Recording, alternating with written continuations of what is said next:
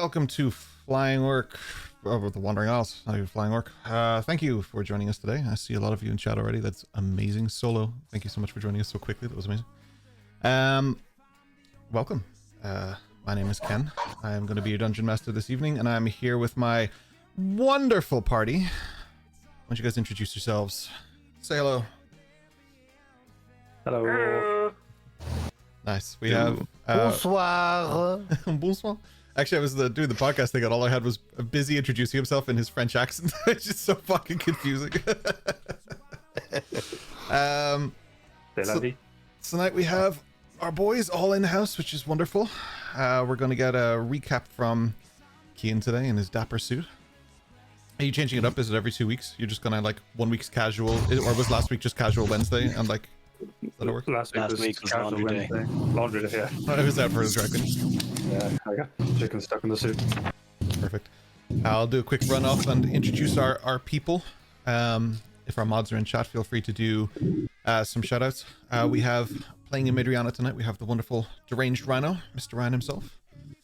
We have we have Kean Griffin the 6th, I believe, judging by your TikTok URL, playing Dash tonight. We have Rory playing Eos. Sorry, almost blanked there. And as the insatiable Mr. Hatsu, we have Busy himself. As Slate, we have Richard. And we have John in the role of the mysterious Westland. And Chicken, technically. Chicken box. So we did some upgrades this week. Thank you so much for all the feedback. We are hopefully not going to lag anymore. We did a lot of troubleshooting on that this week, and we won't get those little lag bursts. I apologize for those who messaged me saying, I don't know what was wrong, my stream wasn't working, it was just not clicking the whole time. That was us. I'm sorry. We got a dono from Mr. Dave last week. Thank you so much, Dave. As such, a deal was bartered for all of you. You all start this session with inspiration, and you may hang on to it until such a time that you use it. In our campaign, inspiration, as with many other campaigns, just means you will get a reroll of one roll that goes awry. Thank you for the sandwich. For sandwich. Roll for what was it? Egg sandwich? Egg salad sandwich? Egg salad sandwiches. Was it? Yeah. The overwhelming responses are crazy. This is our 3rd stream, and we're over 60 followers already, which is just phenomenal. Crazy. Thank you so much. Our YouTube is doing crazy as well. Everything's just gone nuts, and I didn't know. I was writing our metrics for this morning because we measure it in the morning to see what it is. It was just crazy. Everything is just incredible. It's very, very overwhelming. So thank you guys so much for all of your support. Our Wandering Isles by demand was changed to podcast format as well. So it will upload in podcast to Spotify, Apple, and Google, but Google changed their policies, and now it's just YouTube. So now there's just a YouTube tab on our YouTube channel that just simply says podcast. It goes up at the same time as the video does. So if you're an audio person, it's now available for you too. This is our last week as well of Rory's awesome extended intro, and next week onward we will go to our 1-minute intro, to our basic one, but you are still able to see it on youtube.com/flyingorc. So I'm going to go around to the low players, catch up. How we doing? Ryan, how you getting on? Yeah, good. Enjoying this story so far. Yeah, enjoying the fact that Dash is obviously useless, and yeah, it's good so far. I resemble that remark. You do indeed, sir. Speaking of Mr. Dash, how you getting on today? I am doing very well. I'm back suited and booted today by popular demand. Yeah, absolutely. Yeah, apologies for lack of suit last week. I just simply couldn't be arsed, to be quite honest. But I'll put the effort in.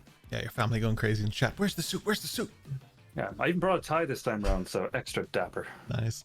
Double dapper. Rory, how you getting on? All good. Absolutely feeling pretty good today.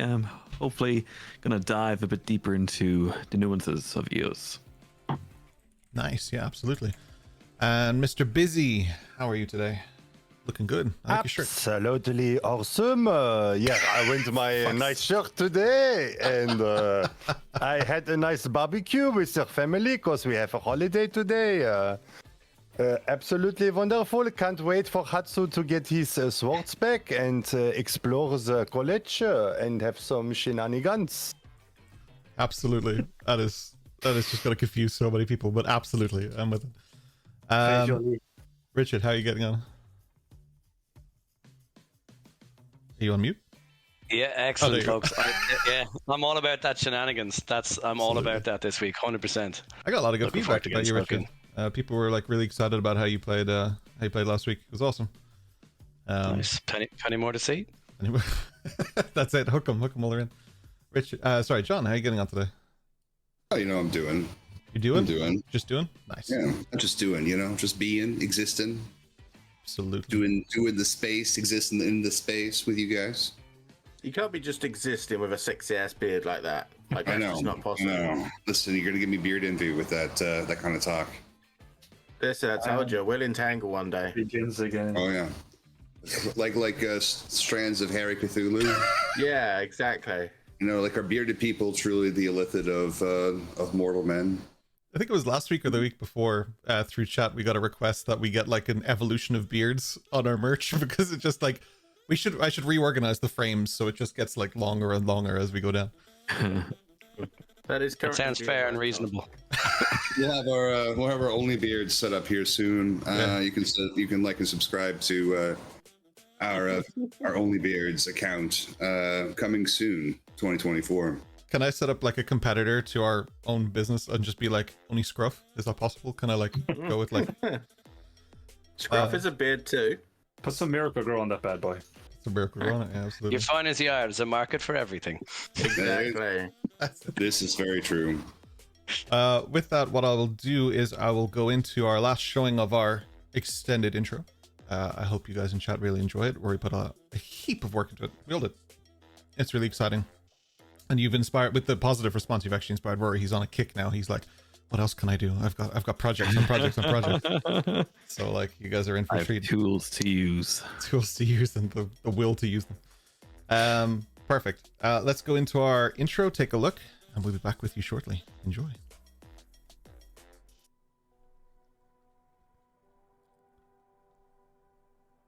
Long ago, in the world of Araness, magic once danced in the air and coursed through the veins of every being. It was a time of grandeur, but also of chaos, as people vied for dominance using the essence of magic itself. This contest of powers led to the Fracture, a cataclysmic event that shattered the weave of magic, leaving the world broken and alone. As the dust settled, Araness was born once again, but at a great cost. Magic vanished, not to whisper in the wind for over 75 years, until the birth of 4 individuals who would come to be known as the emissaries of Paragon. These heroes became the defenders, wielding magical abilities to protect these lands. Yet in their final battle, known as the Battle of the Emissaries, their power nearly raised the world anew. The city of Timaroth was obliterated, and with it, the heroes and their legacy. Now, over a millennia later, magic is a rare curse, feared and regulated by those in power. The world stands at the crossroads, haunted by its past, yet there are those who are yearning for a future where magic and peace can coexist. As our tale unfolds, the weave of magic stirs once more, hinting at a renaissance. There are those who believe that this is a sign that they are doomed to repeat history's darkest day, possibly on a scale that fractures the world itself. Araness is on the cusp of a new era, one that could potentially be of harmony, or one that threatens to plunge it into chaos once again.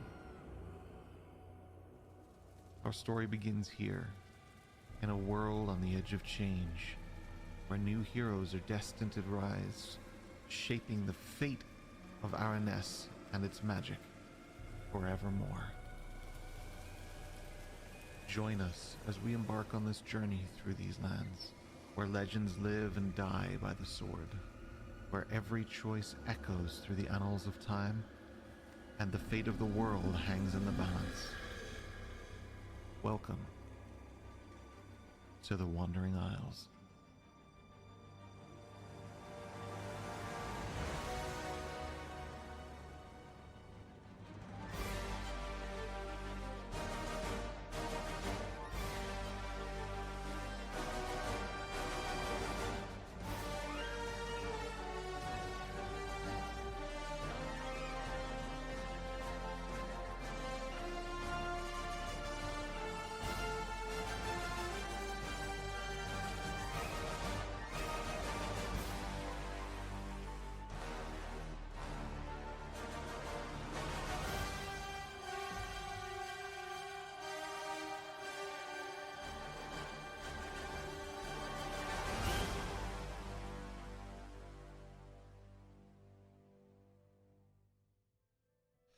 That is awesome.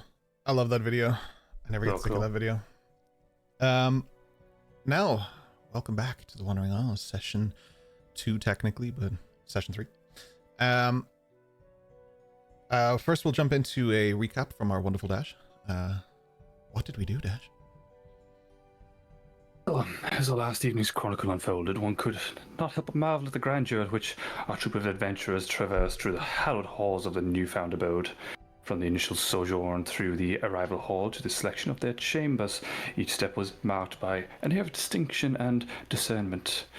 In this tapestry of architectural marvels, Hatsu, embodying pragmatism and preparedness, opted for a more Spartan chamber, adorned with only the essentials to accommodate his armaments and accoutrements. Contrastingly, Adriana, with a soul inclined towards artistic expanse, espoused the majesty of a balcony beckoning inspiration from the panoramic vista beyond. Yet it was Dash with an aristocratic flair, if I do say so myself, matched only by his quite refined taste, who carved out a sanctuary of opulence within his quarters. A wine cabinet replete with the finest vintages stood sentinel beside an armoire harboring an enviable array of tailored finery. In juxtaposition, Eos fashioned a bastion of tranquility wherein herbal infusions mingled with the aroma of lavender, suffusing the air with serenity. Wesley and Slate, in their ambivalence, elected to allow their haven to metamorphose organically, a reflection of their ongoing adaptation to the opulent surroundings bestowed upon them. As the evening progressed, the ensemble convened in the banquet hall, each selecting from a cornucopia of culinary delights to satiate their individual palates. And with due reverence to the culinary virtuosity of Jacob, the chef extraordinaire, our band was introduced to Luna Starfire, known colloquially as Comet, a luminary amongst the eclectic populace. Amidst tales of yore and warnings of looming perils, the joviality of the gathering was momentarily interrupted by a discordant note struck by Adriana, who lashed out in a manner most audacious towards the ever-refined and composed Dash Heidman. And yet, as the night ebbed into the embrace of shadows, Dash found himself ensconced in an enigma, his sanctum breached by an unseen intruder, leaving naught but a single ebony feather as testament to the nocturnal visitation. And it is here that we find our party. I am like 900% sure that for 2 hours before this, Kian was like, thesaurus, another word for the, just like literally starting word by word through it. That was amazing though. Well done. A little jab on Adriana as well. Oh my goodness. Nice. That's the only way you can do it. That's it. Well, with that, I suppose we join our party. I suppose we'll start on the next day. You guys are free to roam, free to do whatever you want. We're technically 4 days away from... I was almost going to say retirement just from the amount of movies I watch, but 4 days from kicking in this campaign, so... you guys can skip through the days as much as you want. You can do whatever you want. What do you guys want to do? I would rather like to start my day by, well, firstly admiring the view out the window and seeing what lies outside my vistas from my chambers. There's just two seagulls sitting across the way, and they're just screaming. They're just like... Interesting, and I shall take some time to pluck out my journal and make some notes, maybe a couple of sketches. Sure. And taking note of the black feather that was left, I'll take some time to investigate my belongings and see is anything missing. Well, make an investigation check for me, please, if you wouldn't mind. Shall do, sir.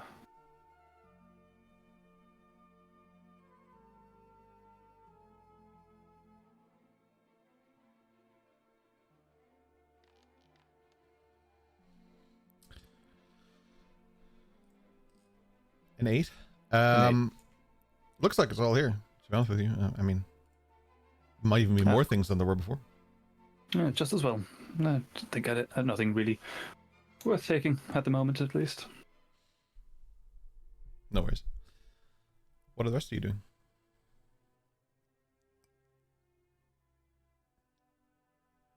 I know I would. Go ahead.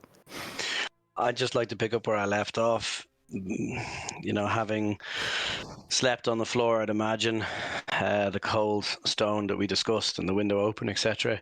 I'd imagine I would wake early, and exactly as I left it, all the food would be opened on the linen spread apart after me taking my analytical time with it and picking them apart and doing all my various tests to light and smell and taste, etc.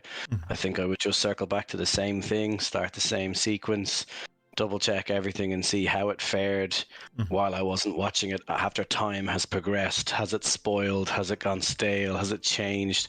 That type of thing. Again, not really eating anything, I was just really taking it in. And I think I would have been doing that until I heard movement from the others. And at that point, I would probably emerge, having been awake for a long time, I would imagine. Absolutely. So, I mean, relatively speaking, most of the stuff is still the same. Pretty much all of it is still the same. The only thing that's changed is obviously lighting and the natural things that would happen with an environmental change overnight. Given that, is there anything that Slate particularly feels or notices or is expecting that maybe didn't happen, or vice versa, something that did happen that he didn't, based on just the fact that nothing changed? Or how does he feel about the current setting, I suppose?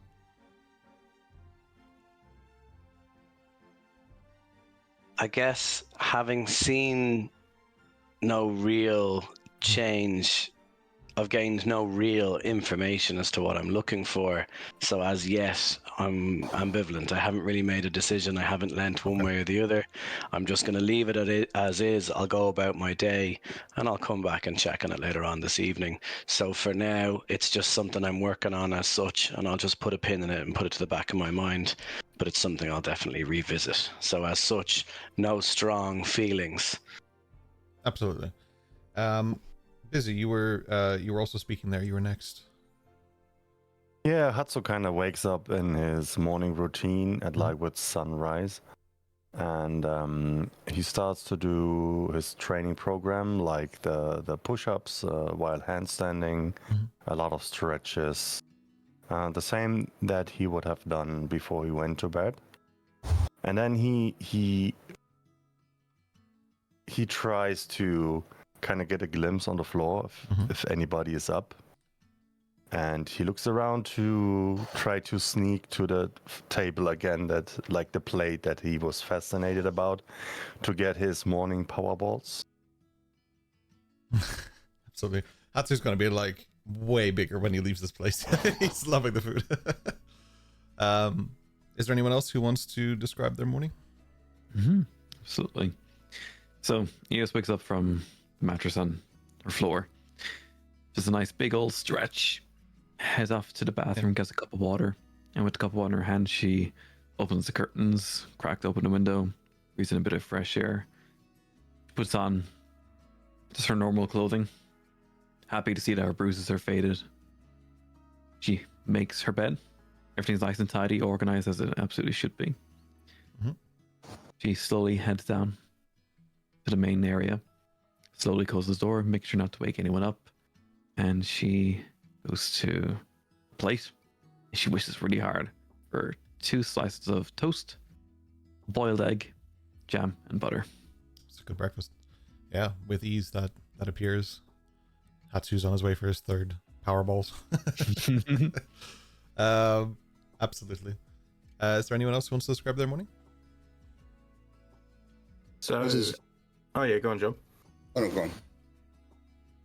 Okay, I'll be quick anyway. So, Madriana, she doesn't need as much rest as maybe some people would. Yeah. So she'd have still been able to wake up in enough time to see the sunrise, feel that morning breeze. Once she's kind of taken that in for a little while, she'll start to pack her backpack up as such, her holdall, and then she jumps up onto the balcony armrest thing, so she's standing out on top of it, and she's looking around towards the roof and the wall and stuff, just kind of feeling around to see kind of like, would this be climbable like she would be used to. Right. Absolutely. I mean, there is probably some scalability, like with the surrounding area for sure. It's pretty much carved straight into the mountain, so it would be more about your ability for, like, say, rock climbing than it would be for your ability to just scale, you know, like a building or whatever. It's a little bit more complicated. Okay. There's more that you need to know in this kind of thing. I would normally, to any other person, I would suggest, you know, using pittons and a safety harness, but I think you'll be fine. Yeah. But you can certainly try if you want to. Yeah. Well, like, is there like a separated roof for my room compared to everyone else's, or is it just like one big roof for the section we're in, the tower? Or like one big roof for the section that we're in. Yeah. I mean, all of you see basically the same thing through your windows.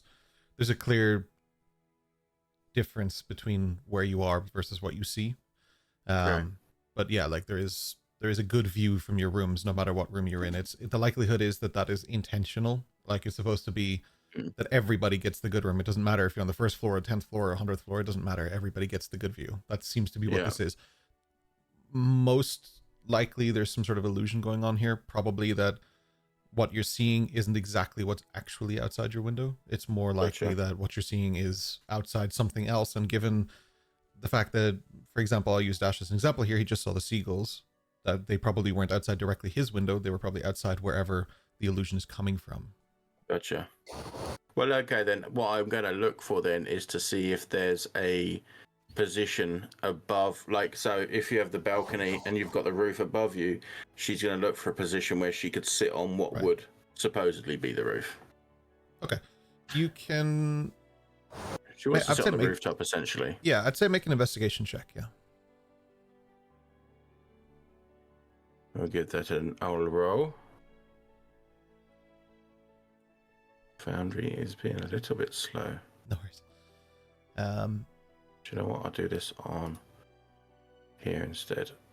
No problem. So that's a 14. 14. So you... Strange, came up with my name. So you... Like, the roof would be slightly different. I'll say you lean out a little bit and you can see something different, something else. But there would be places for you to sit or to perch as such. Not necessarily like flat out have a picnic like a big flat roof would. No. But you can sit somewhere, yeah. Yeah. So yeah, she'll go up onto the roof of, like, above this balcony, make sure she's got a sure footing and stuff, and she'll sit there for an hour or so, and then probably head in and kind of slink away downstairs eventually. Before you do, can you make a perception check for me as well? I can indeed.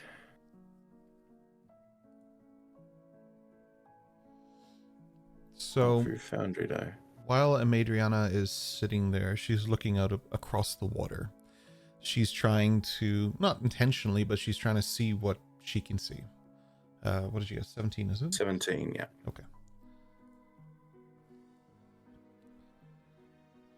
Across the distant waters is a much nicer ship than you have seen so far. It's mostly made of metal. It's using steam to power it. It is mechanical.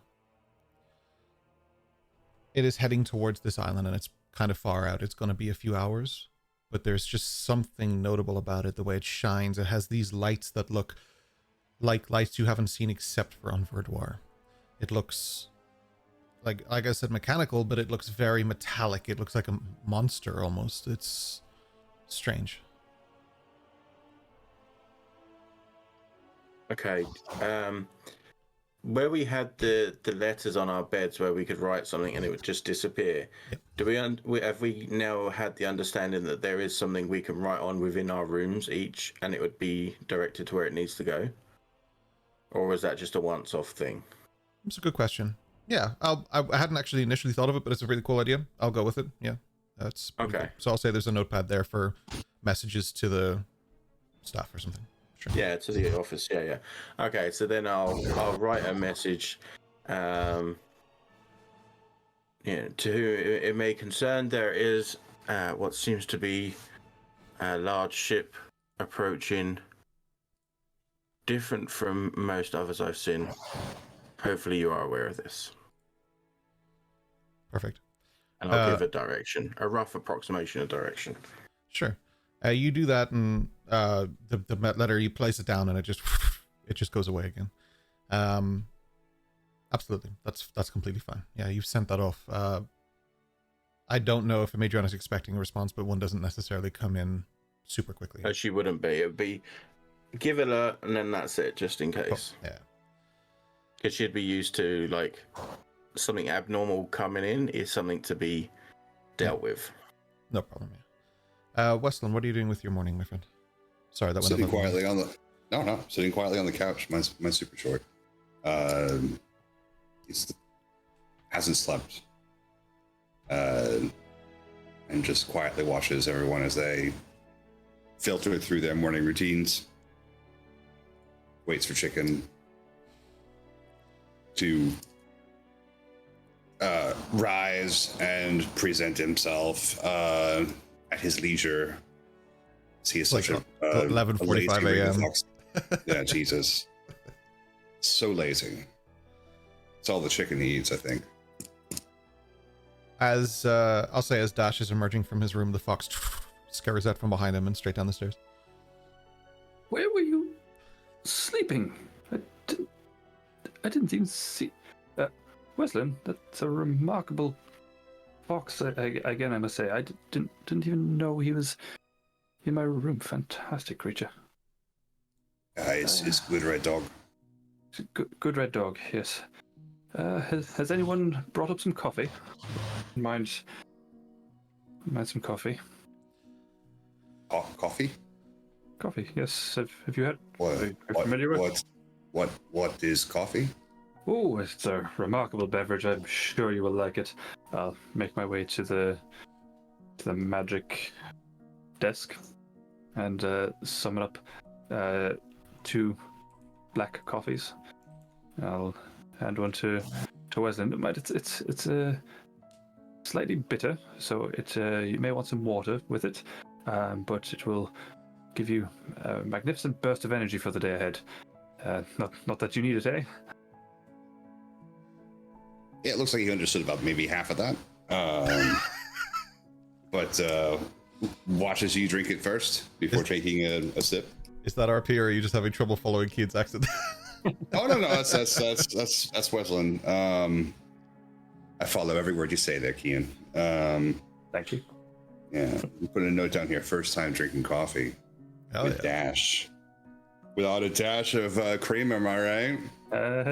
Hey, oh, no sugar either. Ah, man, black, just like a psychopath. Yeah, he makes an awful scrunched face when he drinks that. And there's like a strong look of disgust and mortification, which quickly changes once the stimulants kick in, which seem to set in pretty quick. Maybe a little too quick. What do you have? Are you okay there, Weston? Your eyes are darting to and fro quite a bit. You fast? Let's go. Run, go. Go run now. Okay. I run.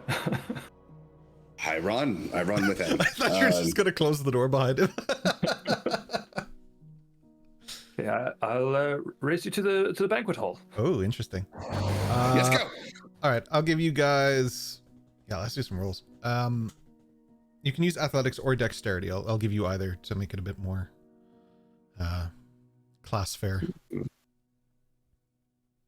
Athletics or dexterity? The feelings about wanting to mess with this is high. It's about right. Okay, so 14 from Dash, and I don't know actually what happened to your roll. You did roll it though. I did it a 5. Big ol' 5. Okay.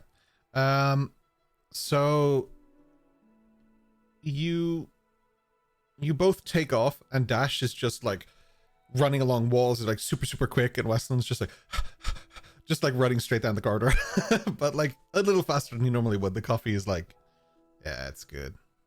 Yeah, the stimulants are good, but like he still is tired. What's still a bit distracted. What would you say like Westland's overall thoughts about coffee would be? Like, it's gross. It's bitter. It's fair. It's hot. It has a weird name. It's probably medicine. Yeah. This is bad. It's gross. Doesn't like it. But damn, does he feel good? Welcome to adulthood, Weston. I know, right? This is all we got. Rite of passage right there. There it is. Absolutely. So you get down to the mess hall, and I would say Dash is probably already piling on a plate or like figuring out what he wants. Yeah, slightly out of breath. I haven't run in quite a while. Usually I prefer to walk where I can. Excellent race, young sport. Would you like some chicken for chicken? Perhaps. I'm afraid I don't know what you eat for breakfast. I'll have some eggs Benedict myself. Eggs Benedict? Yes, it's a method of cooking the eggs that my mother and my mentor back in Palbros, they're quite au fait with. It would be one of my favorite ways of having eggs, or scrambled, of course. Would you like maybe some scrambled eggs? They have copious amounts of butter in them, which you may enjoy. You're not getting a word of this, are you? Is good. Is good. Let's have eggs. Eggs. Yes, eggs. Yes, eggs and more coffee. I think perhaps not. Maybe a tea. Am not sick. Come again? Am not sick. Right. Wonderful. That is excellent to know. Well, let's get you a herbal tea, I think, and some eggs and some chicken for chicken. Well, just while they have the breakfast discussion, Hatsu kind of slowly approaches behind Westland, and he kind of whispers in his ear, somebody like you might try something like this. And he offers him like a Powerball. My favorite part of this whole campaign right now is just the food situation, whatever's going on here. And we're gonna eventually start like marketing these Powerballs all across the Wandering Isles, and we're going to become so rich selling Powerballs, Hatsu's Powerballs. Come and burn your town, Hatsu's Powerballs. We need now to with make a like, discount of 10%. I think Busy suggested at some point we need to make like a series of fake trailers, and that needs to be one of them because that's amazing. Yes, 100%. Just Hatsu like juggling 92 Powerballs. Like, you gotta collect them all. You know, like if you get them all, you can you get a wish from the dragon. Oh shit! Dragon turtle. So it's got to be like copyright free. So it's like a dragon turtle. Yeah. A squirrel, like a supreme squirrel, comes down from like space and gives you a wish. You know me too well, John. Westland's just high on coffee, and he's just sitting there like, Yeah, the magic squirrels and Oh yeah, he's vibrating now. He's vibrating. He's chowing down on the Powerball. hell yeah. He's trying to figure out like who is Benedict. There was a lot of words that came He out was of a different Dash's wizard. mouth. Yeah. That's right. Used to get this one. Yeah, he's just gonna sit at the table and vibrate and have some issues focusing on Oh yeah. who's talking, and just puts whatever in his, is it offered to him in his mouth, and Easy, steady on. yeah, easy, yeah. Good thing this isn't a PG stream, eh? Yeah, right. Yep. Hatsu, welcome to breakfast. I gave our young comrade here some coffee. I'm not quite sure it agrees with him. It's like twitching. As the table gets a little bit crowded, ES moves off to the couch and the little coffee table by the couch so she can continue her breakfast there. They're down in the Oh, sorry. I think Okay. they raced down there. So, but yeah, the couch. I mean, we'll just say the fox was there, taking up all Sorry, the just space. because Hatsu mentioned he was behind Wes, I thought the guys You're were fine. He standing just went down to the hole. I think. Yeah. You're okay. But we can say it the other way around. You can say you're at the table there, and it got a bit crowded, and you just need a bit of space. That's totally fine. Okay. Maintain the vibe of what you were doing. Yeah. So you all start sitting down. Eos stands up and just moves to a little area just to sit down and get some silence. Understandable. I'll go down, see they're not in our common room as such. See that kind of no one seems to be about, and I'll head down. I'll go to the doors of the banquet hall, seeing them eating. Yeah. Eos sitting off on the side section, eating and taking their morning. And I'll keep walking. And I'll have a look, and I'll head towards the library that Comet had told me where it was. And yeah, head into the library basically.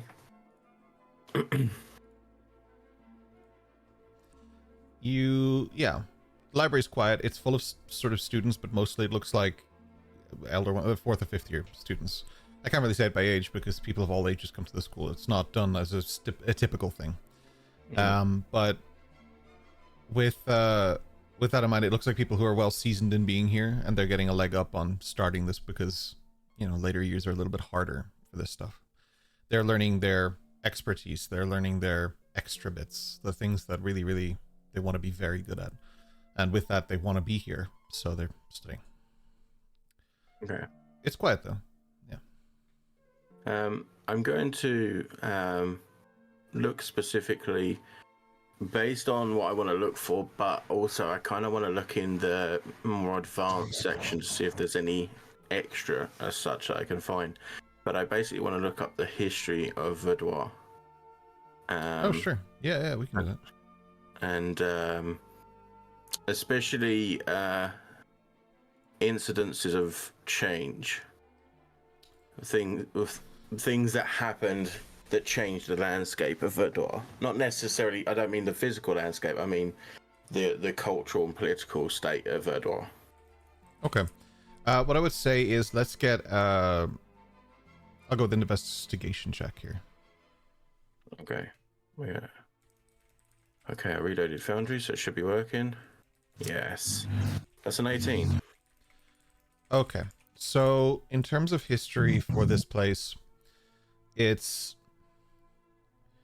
mean, a lot of the information you can find is very minimal because people don't really want to come here. It's not a place that like scribes would go to and write a history about because they'd probably just get all their stuff stolen from them.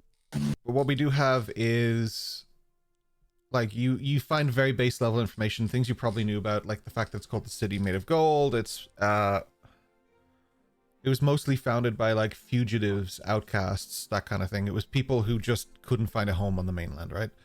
So with that, they wanted to escape things like, well, the legal system. For start, that's a great place to go if you're trying to avoid any legal issues because nobody can go there. Like guards won't go there, nobody will go there. So over the time, it kind of grew naturally, attracting those type of people. Word would spread, as things do, to the right people, as things do. So eventually they took over the island, started building it up, and it just became a city. The island itself isn't magnificently huge. It doesn't take a long time to cross. So because of that, things went vertical, right? They stole a lot of things that would better the city. So, for example, electricity, arcane electricity, is a thing in this place, which you know about. That was introduced before you were born, and that is something that has been there. Like, you don't find much electricity in this place. You find a little bit around the place, like arcane electricity and stuff, but Verduar is absolutely overrun with it. A lot of places mostly don't use that, but I guess that might be something you take for granted. That's up to you with the Madriana. Yeah. But those would be the things, like in terms of economics, it's just based on illegal activity. So people would do things to either steal for the city or steal and go to the city, one or the other. There's always been a fight for power until there really wasn't, I suppose. Like, until somebody took charge and put their foot down and said, you all work for me. And anyone who questioned that, well, they don't question it anymore. And do I see any names of those that had tried to fight back or that took over something? There's no names of who I'll go further might be than in that. control. There are no names in here at all. There are names of things like Verduar is a name, and there's like base information about this, but it's all like third-party information. It's nothing direct. It's not written directly. Whereas if you were to look up a place like Palperoth, there's a written history of this place. Verduar is mostly hearsay and rumor. Right. Okay. Okay. Then she'll kind of leave it at that, trying to just find any basic stuff she can, obviously what she's found. And she'll kind of she'll put that into the back of her mind. Yeah. Thinking about how she can maybe get more info out of people that might have been there. So she's going to keep her ears open for anyone who even remotely talking about it. Yeah. Where you come from, there wasn't much word of a place like this. Like, clearly people had been here because they got you in. But yeah, finding people isn't going to be the easiest thing. It's not the place that you go looking for things. And again, you get usually scouted for this place, so they don't have many people just roaming around Verduar. That would be clear even from these notes. But you may find one or two people around. Yeah. Yeah, it's just anyone that might have been sent there as scouts, or anyone that might have even come from there before me, that kind of thing. I'll note that and keep an eye on it for your passive perception as well, because it might be something you passively pick up on then. Yeah. Perfect. That's it. Having heard everyone else left the room, going down, talking, racing, all the different things that are happening, I had said, I would wait until I heard a bit of activity. Now that the activity has come and gone, I suppose I would come out of the room and, stroll down and quickly decipher the fact that the others have gone. There's not many places we've been to or know, and the common thing is to have breakfast, so the assumption is that's where everybody has gone. I would be very inclined to take a pre-breakfast stroll in the morning hours, almost that of I've just woken up but I'm not awake yet, through the corridors, kind of rubbing my eyes, just looking at everything and nothing all at the same time, just going for a bleary-eyed walk. What I'd be very interested in is trying to get my bearings on the place, because it's so vast, so big, but also so new. We've been told about different locations that exist, the library and this and that, but I'd be keen to know, do I see any, is there any signage, is there anything internal for the school that would help me to navigate to key places, having not known the way as a new student? Of course, yeah. So what I'd be looking for on all of these, plaques, walls, pictures, whatever's available, I'd be looking for anything to do with like an infirmary where you go if you're unwell. Something like that. And if there is something like that, I would be heading in that direction. Of course, yeah, there's quite a large infirmary here. Yeah. You head towards the infirmary, and you would meet the nurse there. Are you going into the infirmary? Yeah. The nurse, let me just find her name, I'm so sorry, is Marden, Marden. She greets you, and she's like, sort of tying you up. She has like this long flowing robes. They're almost like a crimson blue. Her hair is white and almost it looks almost transparent. It's quite strange. She's very pale. Her eyes are kind of white. And, yeah. She looks towards you and she sort of tries to assess you for a moment and then nods sort of towards you to suggest you speak. Well, as the night before, in the same way, I would imagine immediately I wouldn't look very well because I'm feeling similar. So likewise, I would go in and just let them know that I'm feeling poorly, feeling under the weather, drained, tired, etc. And, you know, I'd like to introduce myself, obviously, as Slate and just say to them, look, I don't know how anything works here. Mm-hmm. I don't necessarily need something today, but how does it work?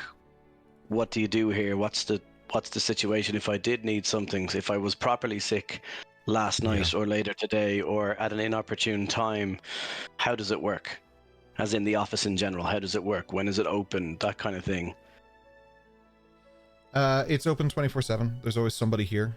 For more important things, it would usually be like if it's an emergency, they would try and call someone in. But there's generally at night just people here that are keeping an eye on the place rather than working here, and they will pass things on. If it's something that can wait, it would wait till morning. If not, then it would be at night. Yeah. And then I would be very interested, I suppose, to just try and take a minute to take in as much as I can about the room. I'm looking to see what kind of facilities they are. How equipped are they? Like, is this, you know, like for toddlers, it's got a chest in the corner that has spare clothes. If you pee yourself, you get a lollipop and a plaster. Or is this a fully functioning? Is it a hospital? Is it a surgery? Is it at what level are the facilities? What's the vibe I'm getting in the room? At what do I see? If that makes sense to you. Yeah, no, so that I makes understand sense. the capability of the room. I'm just showing an image of and her the now, people in it. Yeah. So in terms of capability and stuff, this seems to be more of a magical healing facility, but it does have practical features. So in that sense, like, you will see practical tools that are like clean, very clean, and everything. This is a very clean room and clean place. You would also get the impression that there's other things here that you may not recognize, things that look more arcane in nature. They have symbols and sigils on them, and they have different things.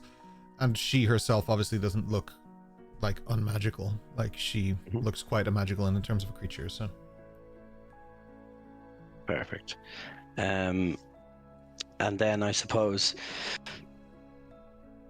you know, I'd just flat out be very grateful. I'd say, look, thank you very much for the information. It's just, I'm away from home. I'm nervous. I'm not settled in yet. It's nice to meet you. Is there many on your staff, or when I come, will it always be you? Like a Nurse Joy situation. She nods and she says, I am the only nurse here. There are people who will be here who can reach me if you are in a hurry, if you're in an emergency, but I am the only nurse. And usually that is quite sufficient. As such, I will attend any of your practical training classes to make sure that you are okay.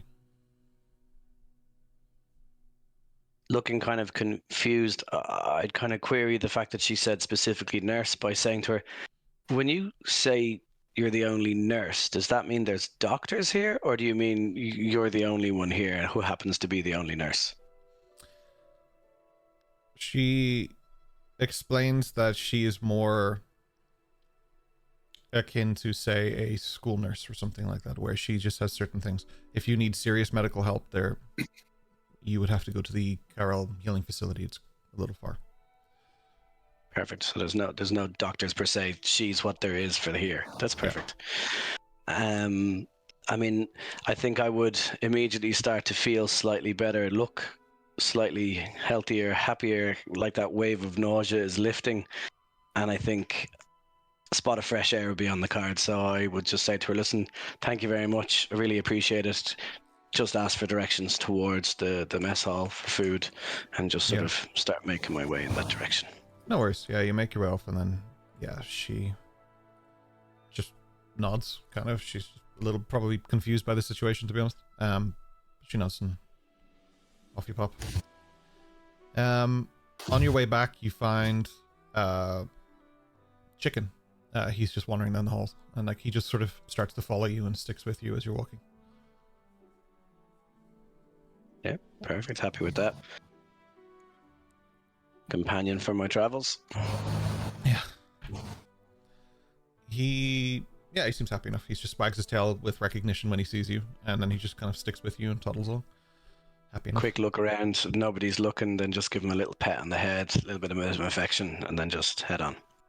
Does a little fox dance and moves.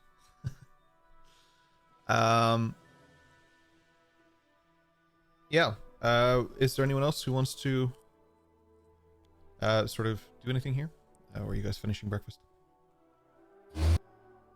Hatsu, While they're in the coffee.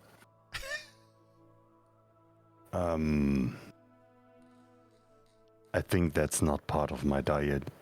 I don't know what it is actually, but I think I'm not allowed to consume this, I guess. Weston's like tweaking against the table, and Dash is like, why? Why don't you like coffee? Eggs! Interesting. I see it does have an odd effect on first timers, so perhaps I wouldn't recommend. But you said you're not permitted to have it. That is rather unusual. What does your diet permit? I think the only rather unusual is all the questions that you might have. I apologize if I'm being intrusive. I'm simply curious. I've never been around this many people of such a variety of cultures that I've not experienced before. So my natural curiosity gets the better of me. He kindly bows down like a little bit, and he says, I understand. So you asking questions because you're nervous. I fear that. No, not. I wouldn't say nervous. No, more curiosity. But another question: how many of these coffee did you had already? Just the one so far. We'll probably have another one, perhaps two, before the day's out. Your talks and your body is a little shaky, I feel. I'm afraid that's my natural persona. He kind of moves a little further to him, and he puts his left hand on his right shoulder, and he says, since we kind of classmates, I guess, I want to give you a word of appreciation. We are nakama now. And then he went off. I'll bow to him as he says that just ever so slightly, kind of mimicking what we did the first time I saw Hatsu, where he did that respectful nod. Fascinating fellow. Eos, what are you up to? So, at this point, Eos has finished her egg and 2 slices of toast. The way she eats toast, she goes from the crust outside and makes her way into the center. And saving the best for last. Absolutely. At this point, after giving Dash a very dirty stare for asking such questions to Hatsu, she gets up and she looks for a sign regarding anything for swords, or training with swords. Sure. There would be. There's like fencing rooms and training rooms. There's like practice rooms and all sorts of stuff. This is a facility for learning, so absolutely. Very moment she sees the word fencing, big smile on her face, and she toddles away down that direction. You walk past Slate and Chicken as you head down towards the fencing room. Just like awkward hello as you walk past. Very like. Is that in any way direction towards the library as well? Sure. Well, if I see Eos, then Madriana will kind of slink in, trying to be unnoticed as much as possible, and just sit there or stand there for a minute and watch EOS. Okay. See what they do. Rory, if you're okay with it, I'll let it happen. If you're not okay with it, I'll do contest. Go for it. Cool. Yeah, absolutely. So, EOS, you head into the fencing room. Yeah. Someone is getting a phone call in the 90s? In a Nokia 3310? Yeah. Not sure who that is. Okay, so... It is Kian. It is indeed. I'm just going to mute him. Okay. I'll unmute him in a second. So so you head into the fencing room. This would be fantastic. First thing, of course, she takes off her shoes. She has to respect the environment. And she looks around, quickly gazes up to see if there's any kind of a tutor or any director within that room. Absolutely. Yeah, no, there's people practicing, but there wouldn't be any trainers in here yet. That would start next week. But there is a sign on the wall that says enrollment, so you could put your name on it if you wished. Oh, absolutely. Mm-hmm. She quickly, excitedly writes her name down and gives a big ol'. Perfect. You take up like 3 lines compared to everyone else's like one tiny line. Like, yeah. 3 letters, 3 lines. No You problem. say there's no lessons here, but is there still like training swords? Like, can you still people train? doing- It's just not. Yeah, exactly. Yeah. It's an open facility, like you can do whatever you want, but there's nobody here to supervise and there's no one here to give lessons right now. The faculty is doing it. So Magiana super. standing directly behind Eos. You care to spar? She looks around and was like, "What?" Sorry, I Absolutely. didn't mean to sneak up on you. Would Don't worry you about care it. to spar? Absolutely. May I have your name? Oh, I do apologize. I should have said yesterday. I am a Magiana. And you are Eos, I believe. Eos bows directly horizontally and yes, I'm Eos. Magiana just gives, the little down nod. Yeah. Shall we? What a pleasure. Absolutely. Her eyes just lighten up. Perfect. Shall we say best of 3 strikes? Or first of 3, should I say? Best of 3. Perfect. Best of 3. So you step out into an open space that's open for you both, and you draw your weapons. What I'll get you to do then is, I'll say, Ryan, you roll a d2 for me, and Eos, you call heads or tails. Or 1 or 2, I suppose. Okay, 2. 2? Okay. 2. So, Eos, you get to decide who goes first. A point. Eos stands proudly with her sword in her hand, and like a swashbuckler, she goes after you. Okay. What choice of sword does Eos go for? Rapier. It's a very ornamental looking one. It's beautiful. It has a gold inlay around the hilt of it, and it has a very nice thin blade. Okay. So Rory, I'll get you to roll an attack with your rapier. Alrighty.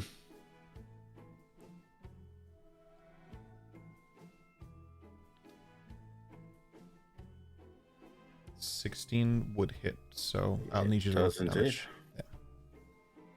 Oh, of course, not lethal. Hopefully. No, you're okay.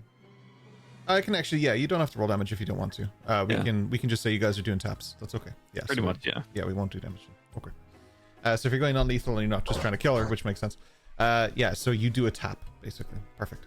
Madriana, if you want to try your hand. So this is to take a shot as well, right? Okay. Yep. And of course, non-lethal. Of course, yeah. I'll just assume non-lethal. 19 definitely hits. 19. All right, so that's 1 each. So as how do you take your lunge towards me? So her stance is wide. She lowers her center of gravity, and then she just quickly goes You go for leg or waist or shoulder. shoulder. Okay. So Adriana doesn't have the wide stance. She stands almost straight upright, but feet at kind of like 10 to 2. They're ready to move. As you tap the shoulder, Adriana just spins around your entire body and places her sword on top of your shoulder. Tap tap. Just goes big gasp, like, amazing. I must say, I hadn't expected you to be quite so precise. As you guys do that, you hear a few people around the room. There's not that many here. There's probably like 5 or 6, but there's just little chatter like, "Ooh, did you see that?" Again. I read many tales. Absolutely. Do we roll a D2 again, or are we gonna? Okay. Do you want to? Yeah, we can flip a coin each time if you prefer. So, Rory, I'll get you to roll one. No, we D2. can keep going. You want this order? Okay. Yeah, we can keep going. That's fine. Okay. While this is happening, I'd like to have followed them, because as they walked past, I would have looked and hopefully seen one, follow the other, and then curiosity, I think I would have followed. I'm not doing anything. I'm just in the room observing. I'm not part of it in any way. Okay. Sure. The fox is just sitting there wagging his tail watching. To give you a visual as well of Adriana's stance, it's very much. Do you remember Raul Julia's in Adam's Family? Oh yeah. When he's dueling with Fester and he has the sword, or when he's dueling with the lawyer and he has the sword like right in front of his face, like dead straight, and Proper he's standing dueling stance. straight. Yeah. Yeah, that's Adriana's stance. Okay. Eos, you can tell Adriana has a little bit of experience in this, probably a little bit more than you. So you're kind of maybe even a little bit more chuffed that you landed that strike. Oh yeah. Go ahead. Delighted. You can make your next attack. Perfect. With a slight squint in her eyes, looking at the same target again as her shoulder, because that's all she's ever read in the stories to know. Strikes. Absolutely. Dirty 20 absolutely hits. Yeah, absolutely. So that's a tap against Adriana. So Eos is on 2, Adriana's on 1. Okay. Adriana feels the tap on the shoulder and goes to so with the rapier at a face at front of her, as I said, she goes to kind of like whip off the side of Eos's shoulder. Yeah. But she misses. Okay, so it's 2-1 Eos to Adriana. Yeah. Good shot. Wow. Very, very precise. I like this. It's been an absolute pleasure, and I wish to do again with you. Absolutely. If I may offer one thing, you don't need your stance quite as wide. It gives away your intention very slightly. Oh, I'm short. However, your speed is an incredible force. Ooh, I have much to study. Thank you so much, Adriana. Of course. Adriana obviously puts the sword away. Gives the nod again to Eos. Takes away what she takes away from what she's just found. Is Slate hiding, or like are you standing kind of by the door, or? It's standing when Eos's belongings is, because put them down and then went out. So just standing there, just beside everything, not involved, just facing you guys. So. Okay. So I'll walk past Slate and just stop just as I get to them and say, I do hope you're feeling better this morning. Much, thank you. Good. Good. I look forward to seeing you at your best. It's overdue, so as do I. Yes, quite. Eos for your third tap. You want to try? Oh, are we going for another one? Best of 3, right? Go for it. See what happens. Oh, wow. So 14. Okay, interesting. Yeah, Ryan, go ahead. Is this an attack as I go to walk away? Or as I'm talking to Slate? As you're talking to Slate, just a cheeky little tap on the shoulder. But you try. However, I hear your wide foot stance Yeah. as you slap your feet across the floor, making your way to me. And just as you think you're about to hit, the hilt of my sword stops yours as she spins on the spot and stops it. Now, your sneakiness is one thing we are definitely going to have to work on, isn't it? There's at Nice this point, try. people are really talking quite loudly around you. Someone comes running into the canteen and they're like, "There's a fight! It's really, really cool! There's a fight!" And they run back down into the like room to show off, because most people here are just like practicing stances, practicing whatever. You guys are actually going for it, and it's kind of in a really interesting place. So, and Madriano, Wesley, shall we have a look? War? Come with me. I suspect we'll find your red dog as well. What is it As good that's for? Yeah, right. Well, no one really knows. As that maneuver happens, can I attempt a performance check? Because I'd like to mimic the maneuver just by standing beside him like a child. You know, when you see someone do a pirouette, and you're like, I could do that. Yeah, and yeah. you try and do what they do. you can make your performance check, and Ryan, I'll get you to make your strike if you want to. Yeah, Your I will do retaliatory. this time.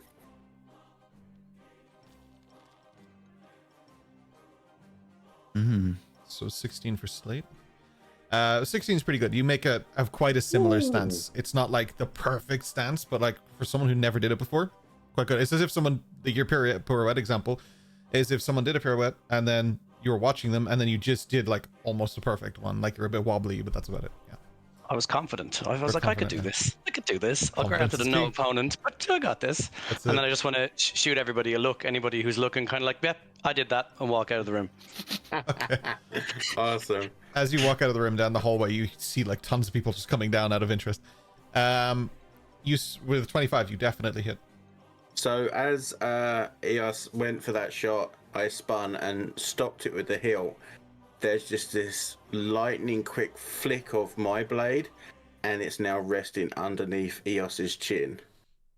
Okay. And I'll just use the tip of it just to kind of Just a like tap. lever her forward a little bit towards me. Yeah. Not even doing damage, just I could have hit you, like kind of thing. Yeah. Just lean her in towards me a little bit and just say, yes, we will definitely work on your sneakiness. I think you could be pretty incredible. It's just beaming smile. Her eyes are alight. She's just delighted with what happens today.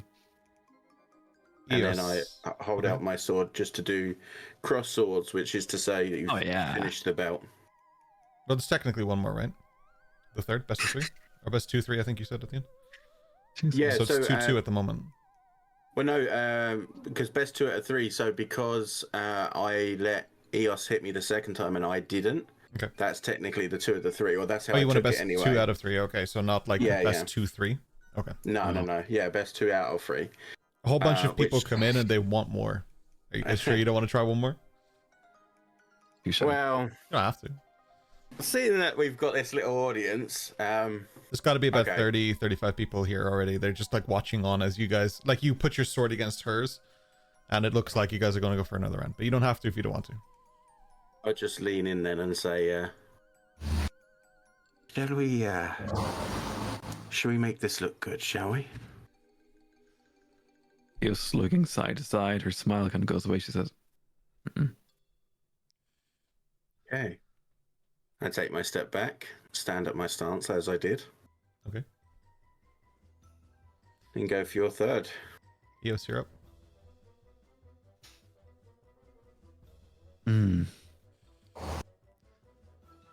Could win it Okay. all. This could be the one. let's decorate it a bit. So she slightly narrows her stance. Her back is more straight. Her head straight as possible. She tries to dance this one. Okay, let's go. With a 9, you go in and you try and hit, and it just like Madrian, actually, how would you foresee it? I'm taking your moment. You go ahead. I look at her stance. I see that she's trying to take on maybe some words that I've said, but also there's that small glint of, okay, has she been hustling me? Kind of look about her. but as she takes the lunge, which is unfortunately still quite obvious to Amadriana, Amadriana just spins around it like a matador, like kind of like ole, like just literally spins around. And then I will Go for it. try and give her a tap. Yeah. Oh, wow. 25 definitely does hit. You guys are crazy rolls. Yeah, 25 definitely hits.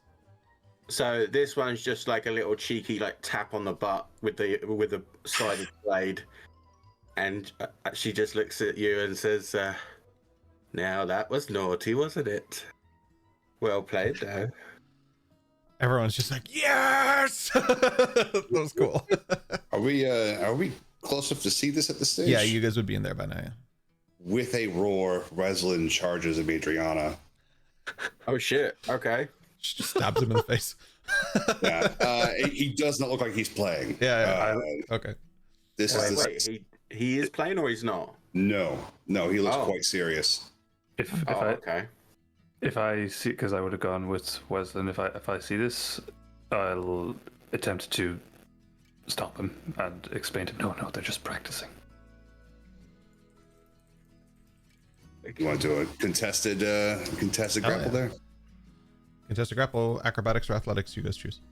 Woo!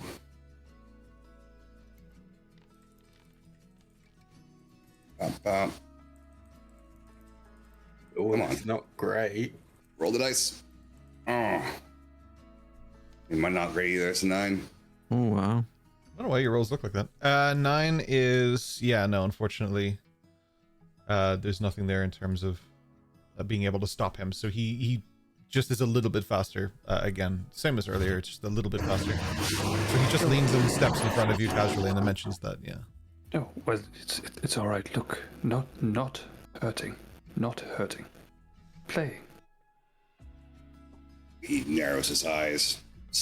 Skeptical face. As you do, Chicken comes up and kind of brushes against you, sauntering beside you, just calmingly. Playing like baby red dogs. Small red dog. Have no blade. No, Might later if he gets into Dash's backpack. Well, I mean, I don't want to give away the fact that he's going to be stealing everybody's weapons. Clearly has to happen. I want to see Chicken come out with just a dagger between the teeth. Yeah. You guys don't have your weapons at the moment in your backpacks, so not possible today, but maybe tomorrow. Chicken the pirate.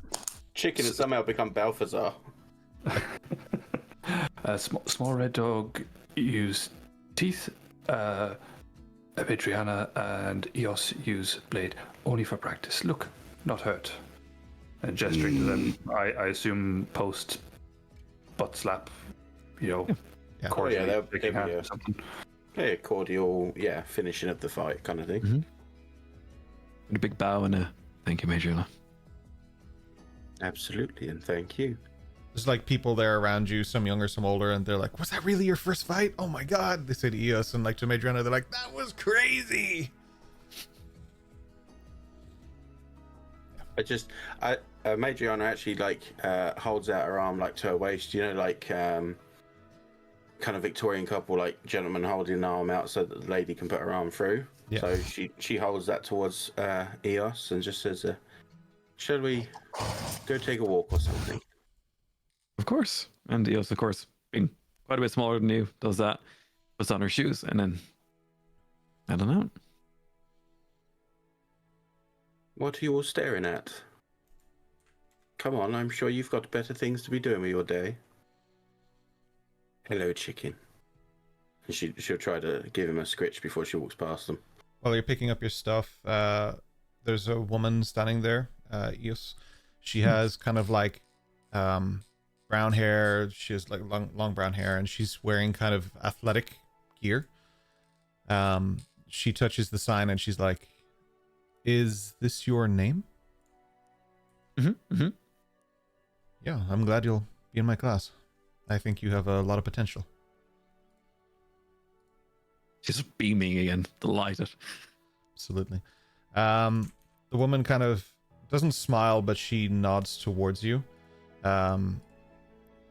as she does, she sort of, knowingly says, more with her gesture than anything else, she's like, you too. Like, she just nods towards you. She pats you on the shoulder and she walks past and heads in to the room. Fantastic. As you're walking past, and Dash is just giving kind of that not bad smile as well. He's visibly impressed. He's definitely a bit quicker than you, old boy. Holy shit. I don't doubt it. Not all of us need to be quick. Yes, I hope that is true. But while they were all chatting, like Hatsu kind of sneaked up behind Westlin and Dash, and he kind of just pops up like he would be summoned from the ground. Like, by the way, Jesus, when is our first class? I'm kind of bored. Hatsu, would you mind announcing yourself? You'll give me a heart attack. I believe our first classes are in 4 and he 5 goes, days? he bows like a little bit and says, "Good day, sir. Name is Hatsu Toshitsugu. Nice to meet you." Oh. Yes, so, but I just meant that you scared me. You just appear. It's a magnificent talent, but it does become quite frightening. Telling Useful, me of course. to announce myself to everybody that is unaware of his surrounding would be the same as telling you to just shut the fuck up.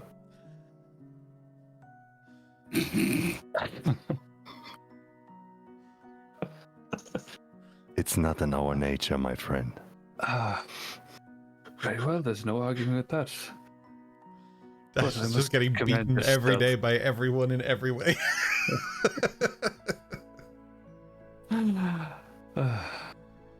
But to answer your question, I believe 4-5 days, perhaps. I believe Luna told us for our first training session. Thank you. I might have been a little too deep into my thoughts when they announced it, I guess. That is quite all right. Sometimes thinking to yourself is the only way to get good conversation. May I offer you a Powerball as a compensation for the jump scare? Why not? Why not? I may as well expand my culinary horizons while I'm here. While you guys are talking, Remington is walking down the hallway, and he passes you guys for a moment, and then he stops and he's like, "Eos, how are you settling in? Are you all right?" It's a much better morning than yesterday. Thank you. They usually are. Are you comfortable? Is everything okay? Everything's wonderful. Everything that I wrote down has been presented to me somehow. It's incredible. Yeah. I'm so happy for the opportunity. It is quite the place. Is everyone treating you all right? Are these your friends? Most of them are the chatty one. But all good.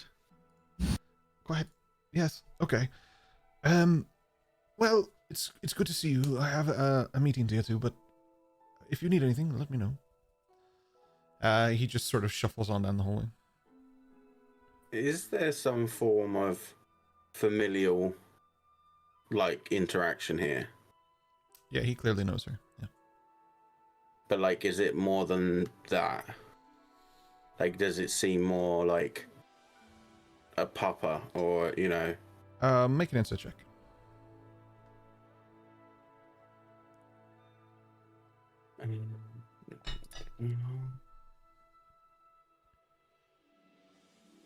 Oh, it's nearly a nat 20.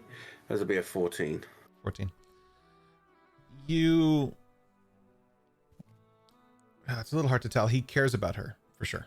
To what degree, Right. that would be a bit difficult to discern, based on a very limited interaction. Okay, cool. But you did see them standing together before as well. Like, she would have been the first one at the carts and all sorts of stuff, so... Okay, cool. Thank you.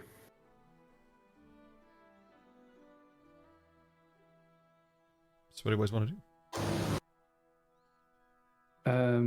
I'd actually be curious to see where Remington is going, so I'd excuse myself and try to skulk away and follow him. Are you specifically trying to be stealthy? Yeah. Specifically, yes. All right. You know what I want from you? Stealth check, my boy.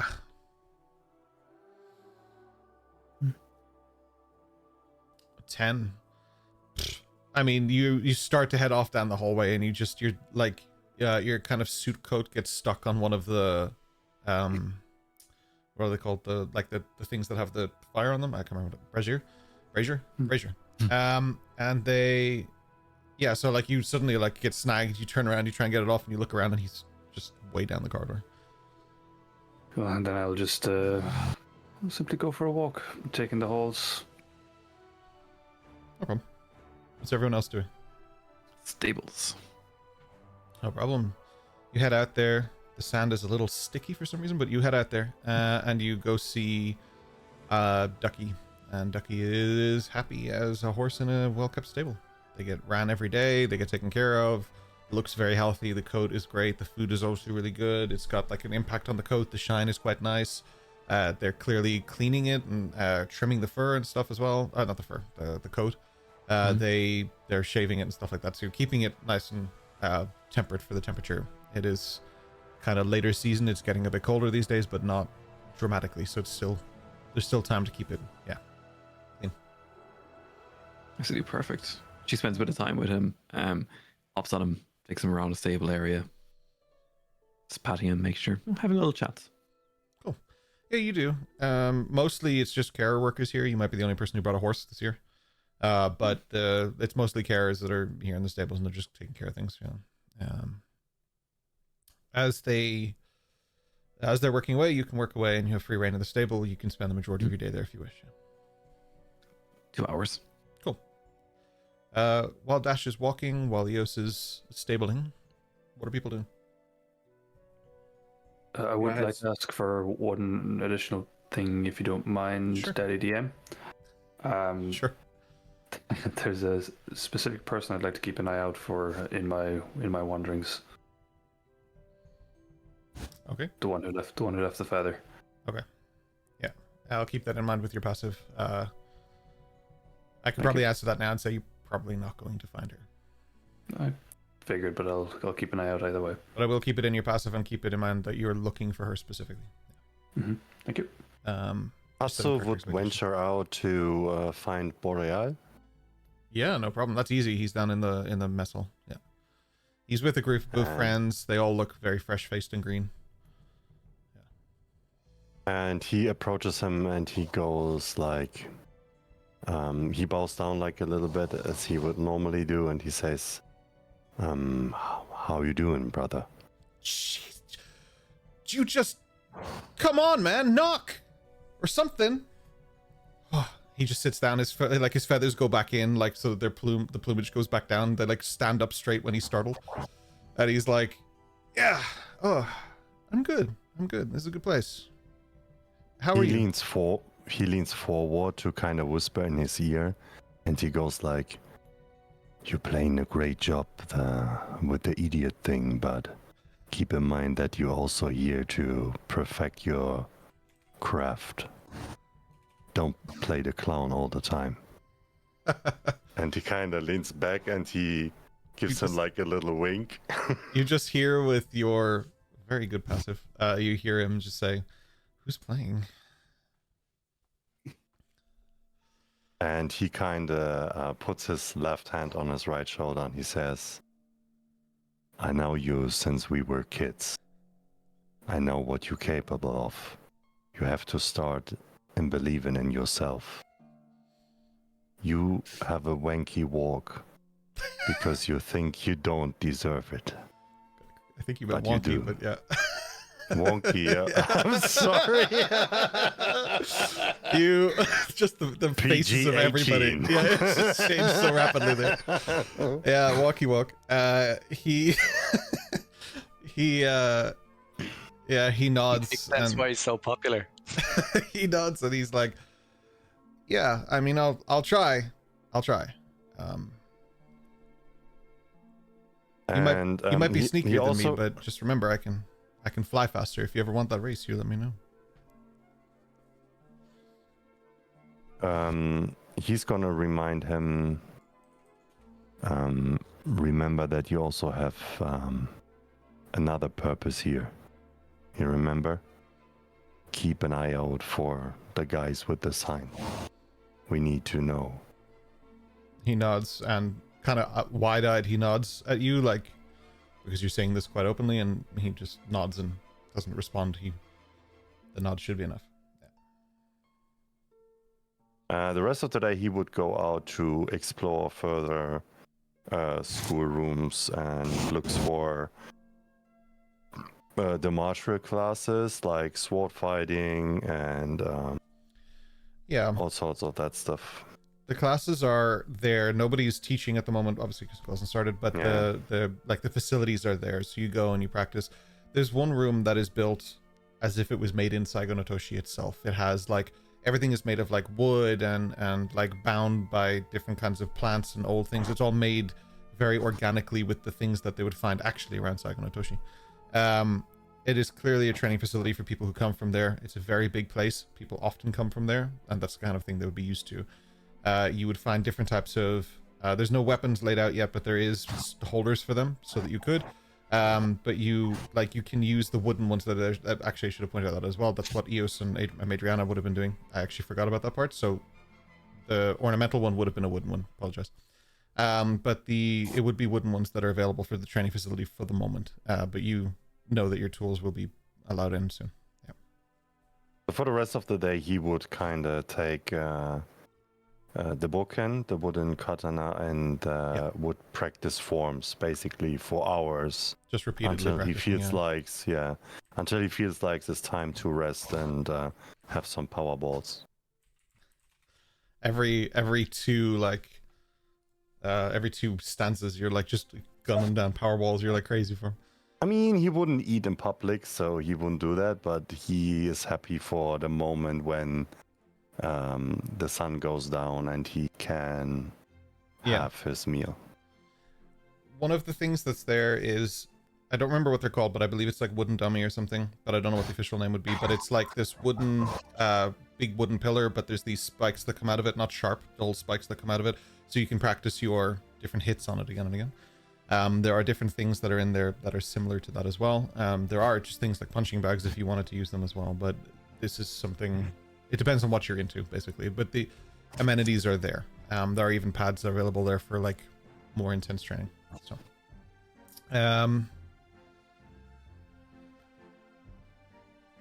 yeah, so that's perfect. So that's quite a few of you. So Slate and Westland, I think you guys, I don't really know what you guys are up to for the day. I made you on as well, actually. Well, I'd actually said I'd put my arm out for Eos. So if Eos had kind of headed out towards the stables, then Madriana would have accompanied her there, and would have probably just spent the time sitting, watching Eos with the horse, and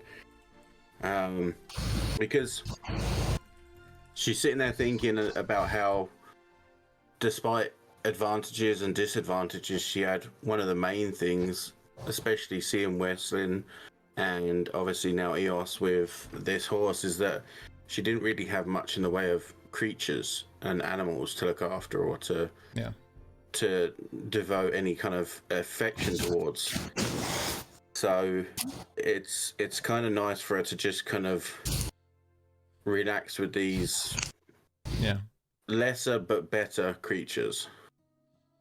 Gotcha. If you know what I mean. Yeah, absolutely. So you're kind of chilling near Eos, but like not intrusively, but you're present. Yeah. Just watching and see how the care for a horse is happens, like what has to be done. It's a lot more intricate than she would have ever imagined, because she's never been in a position to kind of see that kind of process. Yeah. So that's absolutely fine. Yeah, you do watch that. Excuse me. You do watch that, and you watch. You take it in. Like a lot of whatever's going on there, you're taking it in. Eos is most likely, not trying to speak for Eos, but most likely just trying to take Ducky out, or trying to just be there present talking, or just something like that, because obviously it's maintained well. There's no trimmings that you need to do. There's no cleaning. There's no hoof. The hoofs are perfect too. Like the hooves are perfect too. You don't need to like clean that even either. Like, it's very well maintained and taken care of. So you mostly just spend quality time with Ducky. Yep. The only notable thing when she's with Ducky is she speaks to Ducky in Runic. Okay. Oh wow. Okay. No problem. Slate.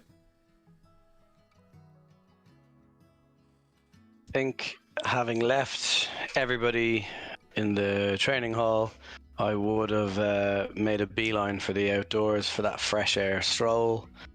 And the intention would be to very much stretch the legs and to go for we'll say a long and vigorous walk. Any direction that seems viable doesn't really matter. Presumably whatever the path is from the main entrance, leaving everything behind me, just for a walk. No particular reason, just stretching the legs, keeping an eye on what other people are doing, sort of seeing how far I can get, if anyone says anything, if there's anything to stop me, that kind of thing, but really just having a look, having a walk. Cool. Through that, you would come across several of your companions throughout the day, but like nobody stops you from doing anything. There's nothing there that stops you. The only doors that you're not allowed in are the ones that are locked anyway. You wouldn't be able to get through them. So anywhere that's open, you're free to go. Yeah. So having got some distance back on the track that we started on to come in, there would come a point where I realized that there isn't anything to impede my progress, and I already know the way from where we came to where we are, so there's no point in going any further. I've established what I wanted to establish. You've got your path. Yeah, and having done that and seeing that there isn't anything sinister, arcane, unseen, anything like that, untowards going on, I think I would start to realize that I probably am quite hungry, probably am getting tired of walking, so I think I would turn around and go back. But I definitely think along the way then I would spend a good few hours before returning doing some proper physical exercise, properly stretching, training, working out, getting limber, the mind and the body both in good nick and feeling happy and healthy before I returned. Absolutely, yeah. Getting yourself getting back as much in of the order. outdoor. Yeah, taking it all. Yeah, getting as much as the sunlight, as much of the outdoor as I can, and much as nature as I can, and just feeling grounded and calm, etc. I do that for a couple of hours and then when you're saunter walking, back. if you're walking through nature and walking through the Isles, this is a white sand beach. There is obviously that is there, but there are trees and everything that go along like a forest along the side that has its own things with nature and stuff as well. So it's not like a submissive island with nothing on it. There is wildlife and there's stuff, but nothing seems to be too dangerous or anything. So you have a good time walking casually. Westland, we'll take a little break then after Westland as well. Westland, what are you up to, my friend? I think Westland probably would have gone out as well to see what's outside this weird big place. Chicken is glued to you if you're doing that for sure. Yeah. Oh yeah. So we're gonna go on an adventure on the beach. It's not seen a beach like this before. Sees that there is a tree line, there's a forest, there's a big mountain out beyond that as well, correct? Yeah. The mountain's behind you, kind of behind the building. It's the building's built into it, and it's a big pointed mountain that goes up into the clouds. So, yeah. Where does the forest? Both sides of the Dark, school and outwards, so it's kind of like almost a mustache on the school, if that makes sense, around the crescent. Yeah. I see. But it's fairly decent. Like it's a long walk to go the whole way around. So yeah. I think he will spend the rest of the day walking that perimeter. He never reaches the edge of the woods, and does spend some time like lingering at the edge of it, staring into it. Absolutely. But doesn't dare go in. The fox sits with you very patiently. Like Chicken is by your side, very patient, not pushing you to do anything, not like running ahead of you, none of that. Just very obediently and calmly sitting beside you. sharing your energy, basically. And as the sun sets, he goes for a swim. Chicken does too, but not quite as deep, but does like little doggy paddle, trying to keep afloat, but isn't a proficient swimmer. He does not go in for dinner. Okay. As he returns very late that night. Okay. Absolutely. What we'll do then is we'll take a little break here. We'll come back and then we'll go into what happens next, because as Westland is heading back quite late, that ship finally arrives. Oh. Who's on it? Friendship? Gotta find out. Same bat time, same bat channel. Well, not same bat time. 10 minutes from now. See you in 10. Thank you. Welcome back to the Wandering Isles. Thank you so much for joining us. So, as we left off there a few moments ago, Westland, you're on your way back, and a very large metallic ship was approaching. I'm not sure if this is something you would recognize, if you'd be nervous about. You would have to tell me. Does it? It's a big metal ship, right? Like a big machine. It's huge. Yeah, it's absolutely huge. Yeah, what the fuck is that? Is that Westland? Who's asking me? Yeah, like that's what's going on in his head. Like, what the fuck is that? It's not a boat. It's a monster.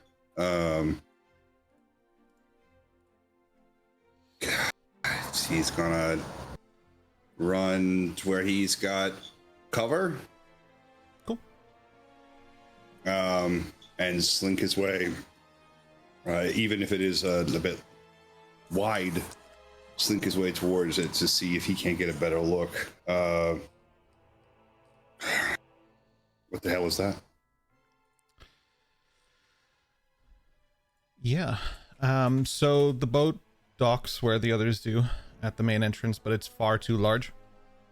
So it comes in kind of sideways and stops towards the edge of the dock, whereas most of the other boats would come in and actually be at the forefront of this. This is parked at the furthest out point of the dock.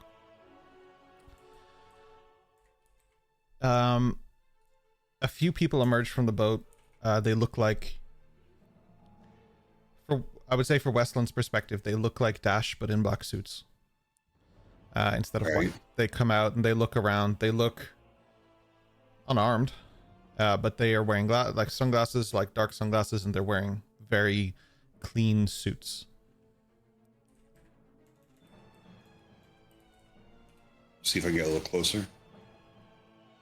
Yeah.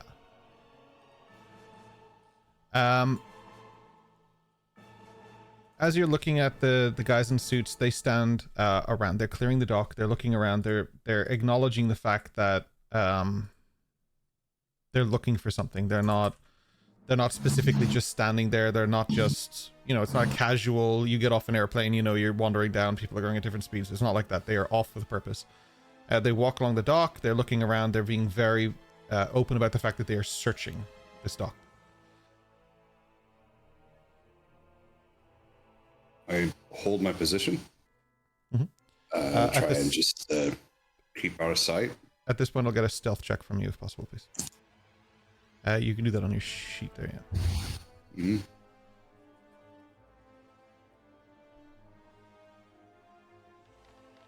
So 13. 13. So you're prone behind some boxes. You're watching a guy walks past you and kind of looks down and then just keeps moving. You look around, Chicken is nowhere to be seen. You are aware that they're not looking for you. Like, they barely took notice of you. They didn't really care. One of the guy just turns around and he waves his hand up until someone else acknowledges by the boat, and then they just nod at each other, and then the guy by the boat is calling up to somebody in the boat.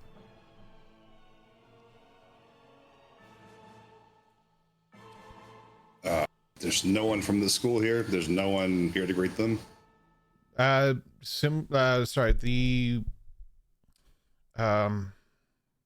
Remington is probably going to be here. Yeah, he'd be on the way down the beach. I'll hold position. I'm assuming I'm hidden.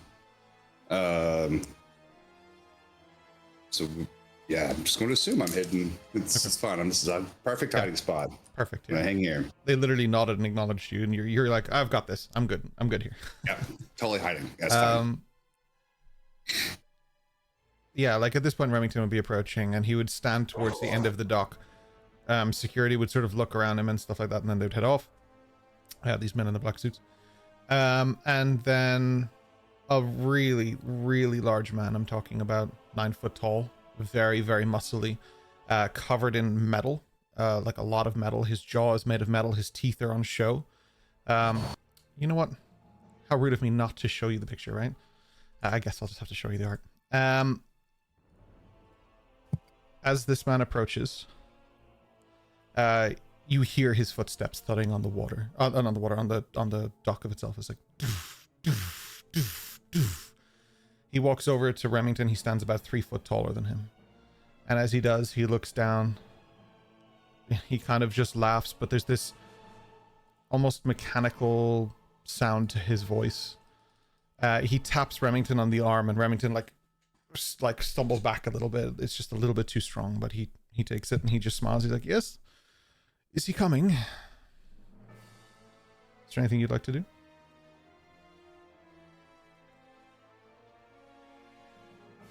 Link towards the boat. Cool. You make your way down sort of the dock towards the boat. Are you trying to be stealthy about this? Yes. I'll get another stealth check from you then, just in case. They haven't seen me before. Like, wow, they're gonna see me again. It's fine. Right? It's time for a nat one. Yep. I'm rolling really well tonight, lads. It's an 8. 8. You're moving down, and like you look around and you can see the people are kind of just looking at you, but they don't mind too much. You're not what they're looking for, if that makes sense. So you move down towards the boat to sort of take in to some they would say magnificence of the boat. I don't know how Westland would feel about such a thing. It is a strange dream alien. This must be a fever dream. It's that damn coffee. Yeah, Jesus. He still hasn't slept. This is probably hallucination, right? This is not real. He stands up straight, back over his shoulder at the metal mountain person, and gets closer to the boat. Okay. The metal guy's keeping his eye on you, but he's not specifically pushing, like whatever. He's not concerned about you, if that makes sense. But he is. Have I seen him before? No, you wouldn't. Have I seen this thing before? Have I seen any of these suits before? No, Westland wouldn't have seen this. Trying to think. No, Westland wouldn't have had the opportunity to see this. Another gentleman steps off the boat, and the security stands up straight and stands up tall. Even the metal guy sort of stands up a little bit straighter. Even with his lack of kind of decorum, he doesn't look very highly trained as in a security guard. The metal guy looks something else. The gentleman steps off the boat. He has these piercing blue eyes, a very, very refined jawline, swished back like perfect hair, pristine. He has this big red amulet around his neck as he steps down. He's got a cloak around him, and he's got this sort of suit underneath it, it looks like a very what would be the answer? It looks kind of like a business suit, but very different to Dash's. Like there's a sense of like he comes from money. As he steps down off the boat, he starts to walk towards you guys.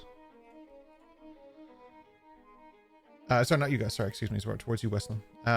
He passes Westland. He looks down towards you and he nods. He moves towards Remington and he sort of nods towards Remington. Well, have the students arrived? Oh yes. They all arrived yesterday and the day before. Everybody's now here. Very good. Ironclad, can you go and just check that the quarters are safe? And the big guy, the massive dude, just turns around, walks up the beach. I think that'll be all right. You guys can go back to the ship. And with that, just on a dime, everybody just turns and heads back to the ship.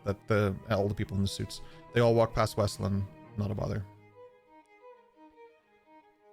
Definitely. It's just to see, how good this hallucination is. I'm going to touch one. Yeah, you do, and he just looks down at you like, huh? And then just keeps moving. It's a real person. That's what they want you to think. He appears to be a real person.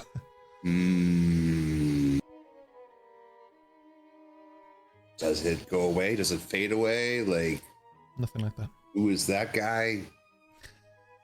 I'm gonna. I want to get on the boat now. I'm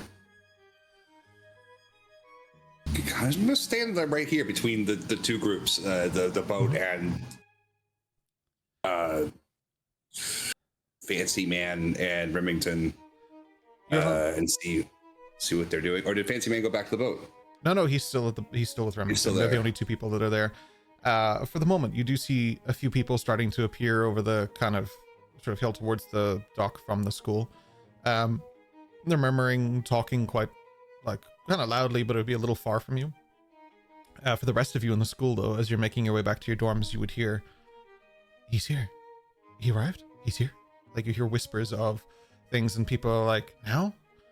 And they start walking towards the main door. Suddenly, crowds are starting to head towards the main door. Is there any mention of the boat? Like, will I connect the dots and be like, okay, that's obviously who they're talking about? Yeah, I'll say there's whispers of the boat as well. Yeah. Okay. Yeah, I'm definitely heading that way then. I'm going to do it, though, as sneakily as possible and trying to stay out of the way of people, essentially drifting into the people unnoticed, but so that I can see everything. Adrian, I'll get a stealth check from you then if you're trying to actively stay stealthy, yeah.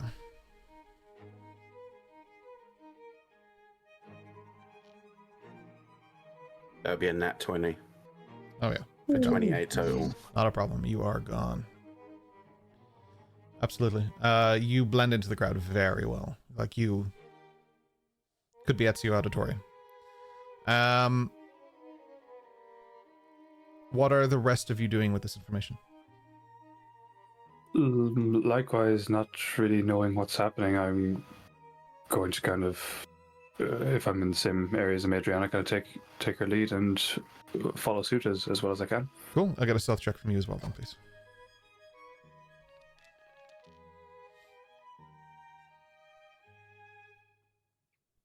$24. You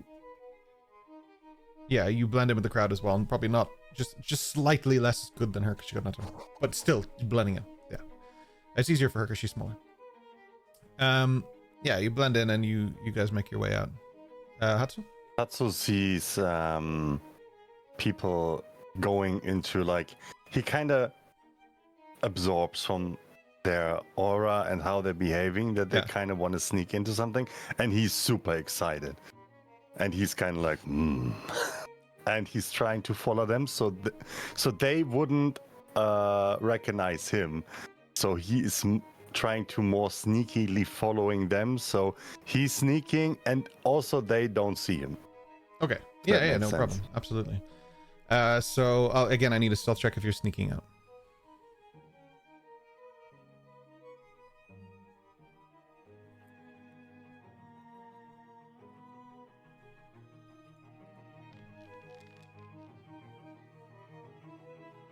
Billion windows open. Oh, fuck. As you try and sneak in with the crowd, like everyone you try and sneak in with kind of separates and moves out excitedly, so it's hard for you to find a grasp because they're not walking coordinated. There's too much excitement. So and she lost track of him, and for the first time for a long time he's like, that didn't happen often. I'll add to it. As you're about to blend into a crowd, Boreal bumps into you. Slate, what are you doing, Paul? I feel like after spending the day as I did, out and about, fresh air, exercise, like somebody who is used to the sun, I would have picked up that tan quite quickly, being exposed to the sun. And I think feeling confident, fresh, I'd be standing up straight. Right. And after spending a lot of time working out, etc., I think at a glance you'd be forgiven for not immediately recognizing Slate as Slate. He almost just looks buffer, tanned, healthier, happier, because it's not the visage of someone you're looking for. It's not the same movement. He's almost like a completely different person. And I feel like walking in with that confidence as people, I feel like I'd be arriving back to the main area outside the front of the school as people would have started been coming out and whispering on the outside as more and more were coming. And I think I would just nearly turn on my heel and just go with the crowd, like flowing with water. That's it. Nothing else. Just go with the flow, literally. Perfect. Yeah, with that, you sort of head out with the crowds. You're not necessarily trying to sneak, but you're kind of just going with the flow. But like you said, yeah. Eos, what are you up to? Oh, she's scared of crowds. She's heading to the banquet hall to make a cup of tea in peace. Cool. No worries. After her afternoon. It is empty. The halls are empty. The banquet hall is empty. You got it yourself. The rest of you, as you're heading out, you see this really, really large man, metallic features, as you saw before in the picture. These metallic features and stuff, he walks past all of you. He towers above every one of you. He walks through the crowd, and the crowd just separates, moves apart, like it opens up like a sea, like the Red Sea. It's just, yeah, it's incredible to watch. He doesn't get... Does he... Yeah. Sorry, does he have any... I don't want to say weaknesses, but like, does he have a slight limp? Is there like an arm that's hanging a little bit longer than the other one? Is there anything I can discern from him that would be potentially a way in as such? Not a way in, but he looks sort of weirdly familiar, if that makes sense. Like, he just has this weird familiarity to you. You're just kind of captivated by that more than anything. He walks past all of you straight through the crowd and into the building. There's nothing that looks abusable, even not even a weakness. He looks pristine. All right, cool. No real needed for that, because that just is what it is. There's nothing to find. As you guys all make your way down the beach, you all make eyes with what Amadriana has seen earlier and what Westland has seen more recently. This really, really fucking large metal ship with arcane electricity running through it. You have lights all over it. It has spotlights and everything. It looks like a city itself. Not necessarily literally, but figuratively, you get that energy from it. It is just very impressive to look at.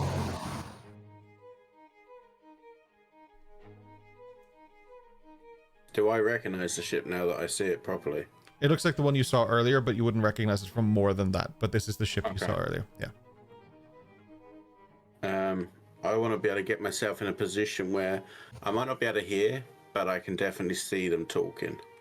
Yeah, no, everybody's just running around them, so it's very easy for you to do that. Like, people are walking straight up to them, particularly, again, the people who look more comfortable here, like you would imagine 3rd, 4th, 5th years. This isn't new to them.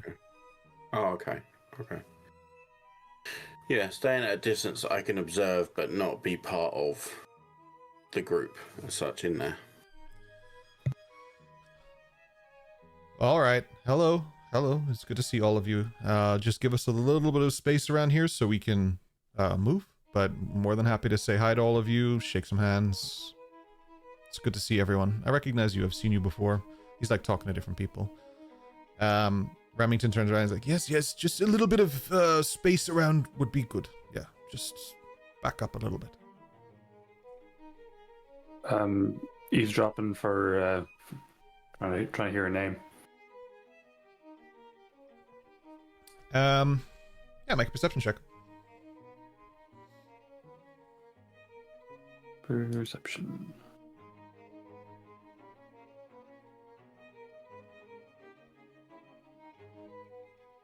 Roll, damn you. While Nine. I'm sorry, 9? Perfect. So 9, you're not picking up on a name. Yeah, you're not picking up a name. Do I see Amadriana around? Not with a nat 20. You don't. She at this point she's seen if she wants to be seen, and that's it. Fair enough. I'll glance around for her, but not seeing her, I'll just continue just kind of with the crowd, just watching, observing. No worries. He starts signing autographs for people. He starts shaking hands. He starts like greeting people, and they're talking to him. They're asking him several questions, like, "What are you working on? What's going on? What's new?" Like, they start asking about like what sounds like previous projects or previous interactions that this man has had.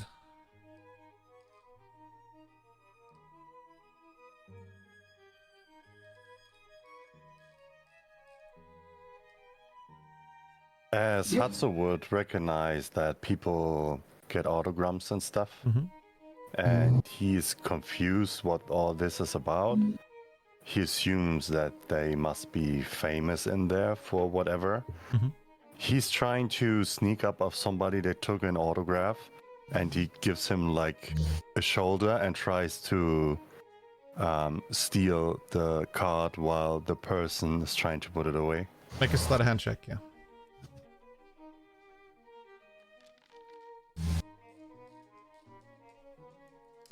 16. Yeah, I mean, you can grab it. You can take the autograph. I'll say it's in the pocket. Like, they put it in their pocket. They're like, wow. And then you just sort of take it out of the pocket. He would move a few feet away and would secretly look up the name that it's written on it. Yeah, absolutely. It's Samuel Decker. Samuel Decker. And he would assume that is the guy that looks wizardry with the ruby necklace. Yep, that's him.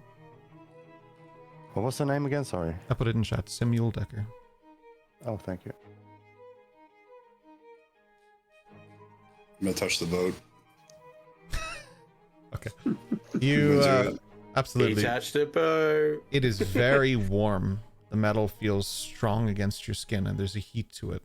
It feels very, like hot to the touch. Like it's alive? No, more like an engine with the hood of a car. Oh, sorry, you're okay. I should be as Westland. No, could be. It's up to Westland. Are they gonna stop me from getting on it? You would have to try and find out. Yeah, are they gonna stop me? Okay, as you're walking forward, they do step to stop you. Yeah. What is this? What? This Is a what? boat. No, it's not boat. Is boat? Yes, it's a boat that you sail on. No sail. No need. Engine. Why? It runs with an engine. It's very hard not to like whip into just talking to you in like single sentences. It's like really hard. It's got an engine in it. You can go on. The engine pushes you forward. Mechanical. Show me. We can't, but when it's leaving, you can watch and see how it works. Engine works. How? Watch engine. When go. It'll be a few days, probably 2 or 3, and it'll be here and gone quite a few times. You will have time to study it. But if you want to know more, you should ask the creator. And he points to the gentleman who's over there with the big amulet. Who? His name is Samuel Decker. He's over there, and he points again to the same guy, the guy with the clean hair, the robes, the amulet. Weird name.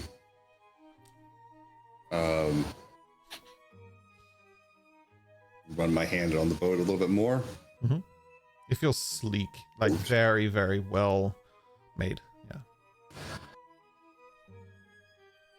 Yeah. There's a crowd out there now. Just kind of linger here, I guess, a bit longer. Just kind of watch this all unfold. Sure.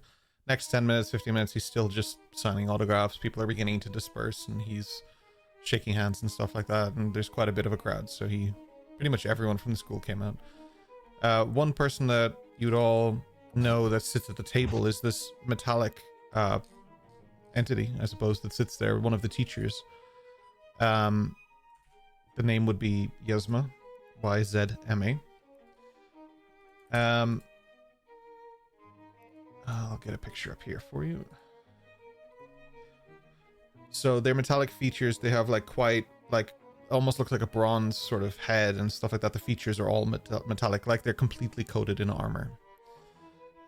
They walk down the beach, and Decker sort of politely, not impolitely or anything, but cuts through the crowd a little bit and heads towards him and shakes his hand and moves up behind him, opens a panel, starts just fidgeting with things, and sort of closes the panel again. And it's just, oh, it's so good to see you. He's pulling the levers inside Yzma. Can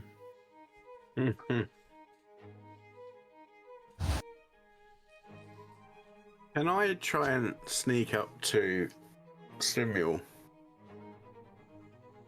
And yeah, it would be a separate stealth check at this point because you've come all the way down from school and everything. But yeah, you can. Okay. Let me see how this goes first then. Oh, she's not feeling. She's tripped over a rock. 11. Okay. Actually, it's quite appropriate. So you walk up, and the teacher, the metallic teacher, turns around and asks, "What are you doing?" Well, aren't we all allowed to say hello? Very well.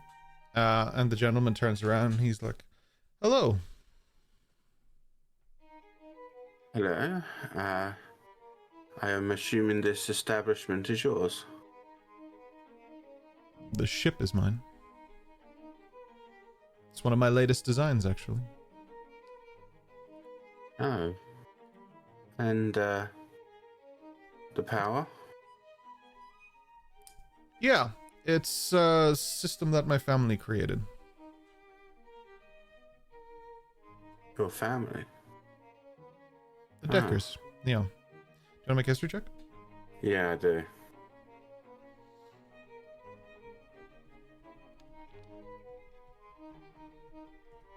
And 10. The name is still with a 10 familiar, but like it's not something you gave two shits about really when you were growing up. So, but it is something that like the name is somewhat there. Yeah. So my family, they created a lot of things. Most notably would be arcane electricity. Yeah. And I take it this isn't distributed across the land. Most Certainly cities doesn't use seem it. to have any here. Yeah, it's optional. Most cities use it or implement it in some way. The bigger the city is, anyway. Comes at a price.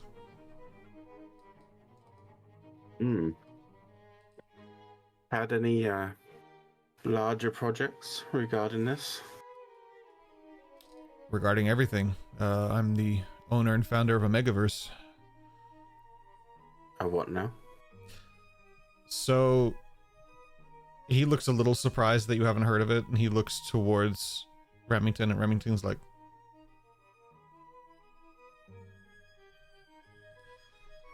well, Omegaverse is... Where do you come from? He's just more curious now why you don't know what Omegaverse is.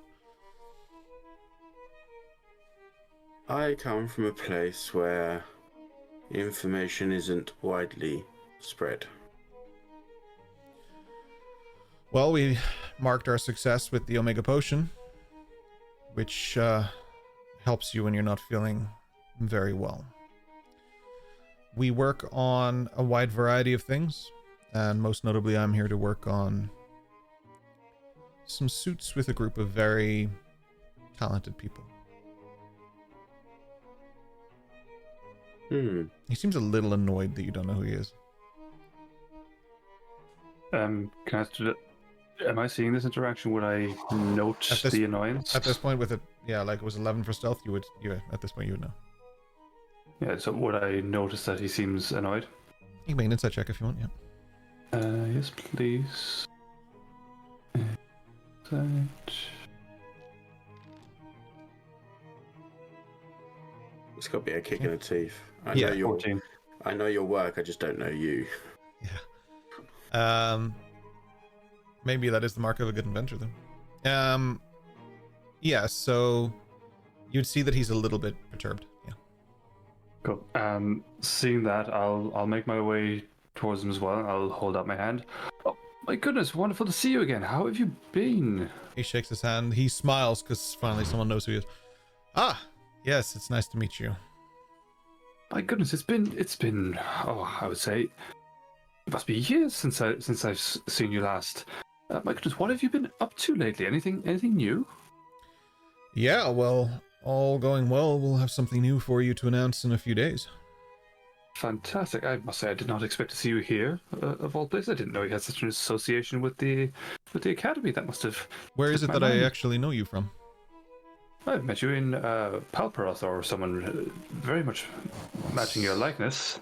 Definitely going to need a deception check, but I'm going to give you advantage.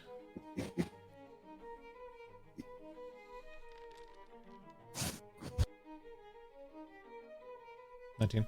Ah, 19. I must have seen you at one of the outposts we have in Palperoth, yeah.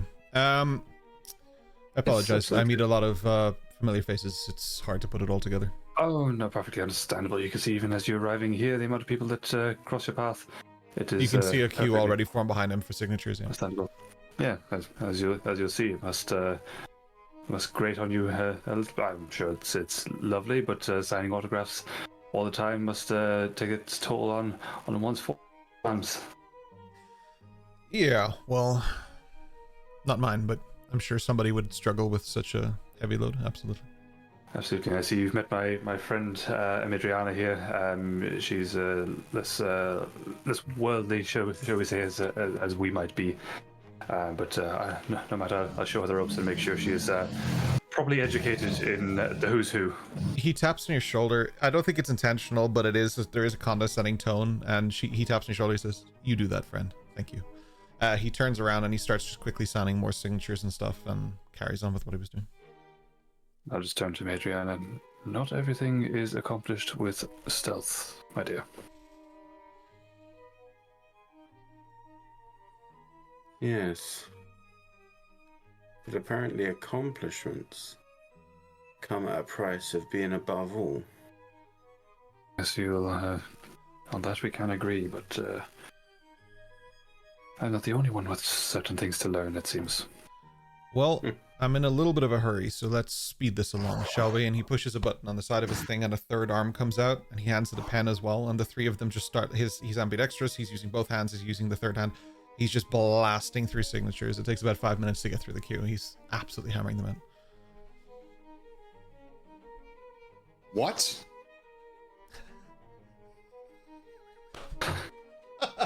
Yeah, just Resin just is shouting from the pier.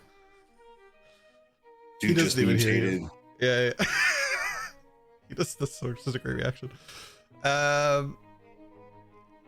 He doesn't hear you at all because the crowd is bustling and hustling. But yeah, he just starts signing. But one of the guard that you were talking to, I'd say, was just chuckles a little bit under his breath that it caught you so off guard. Yeah.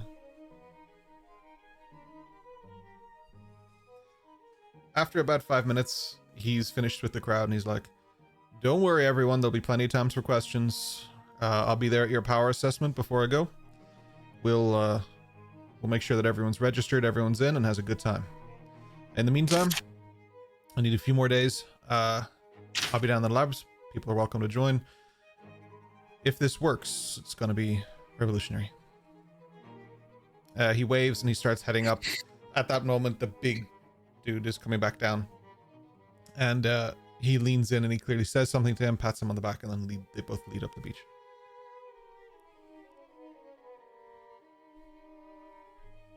Well, as the crowd kind of clears if there's no one else within earshot. Not depending on who of the party is here.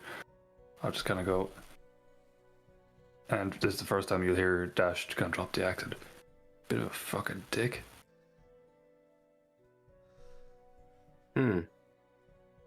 Interesting. Now you sound like someone worth talking to. And she'll start walking back up the beach. Dash, can you make a history check for me, please? I can indeed.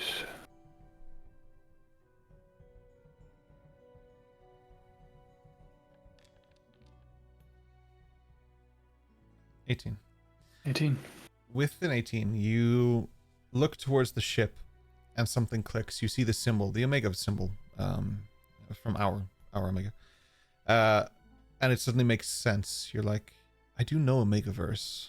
And they're a laboratory who works in cutting edge R&D. Like, they do a lot. Any form of future tech is because of them. They are working on things. They have a long lineage of working on things. Where their information, where their stuff comes from is mostly unknown. It's just absolutely future tech, cutting edge, amazing technology.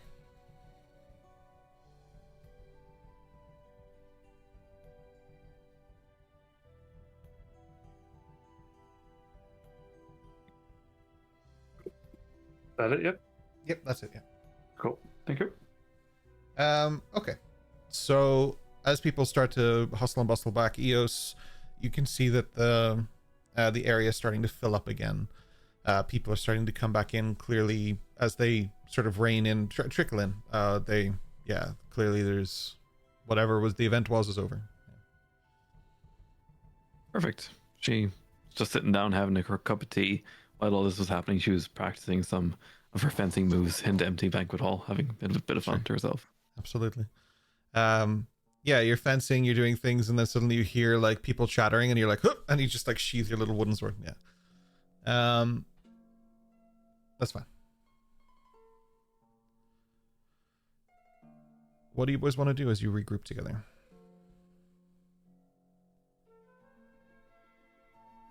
Hatsu would I suggest when he sees Dash and Amadriana, he would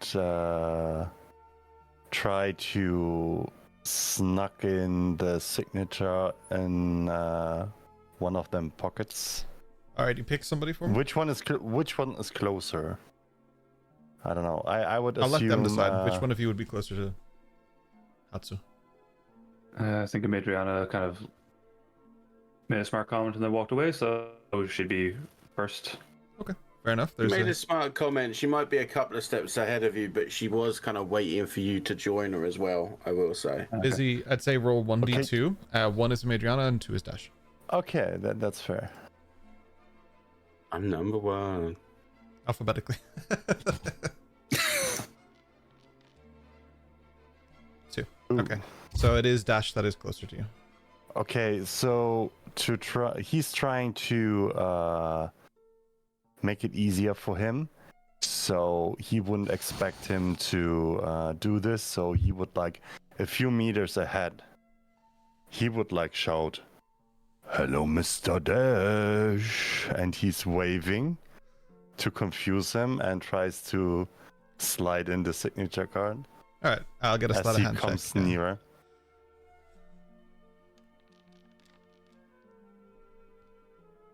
19. That is above your passive, I believe. Am I wrong? No, that's above the passive. Yeah. Hatsu, somehow that's almost scarier when you greet me like that, but I do appreciate the effort. That's definitely. Yeah, he bows like a little bit and he says, "I appreciate that you recognized it." I'll bow as well. No worries. You successfully slip in the docket, the piece of paper that has his signature on it.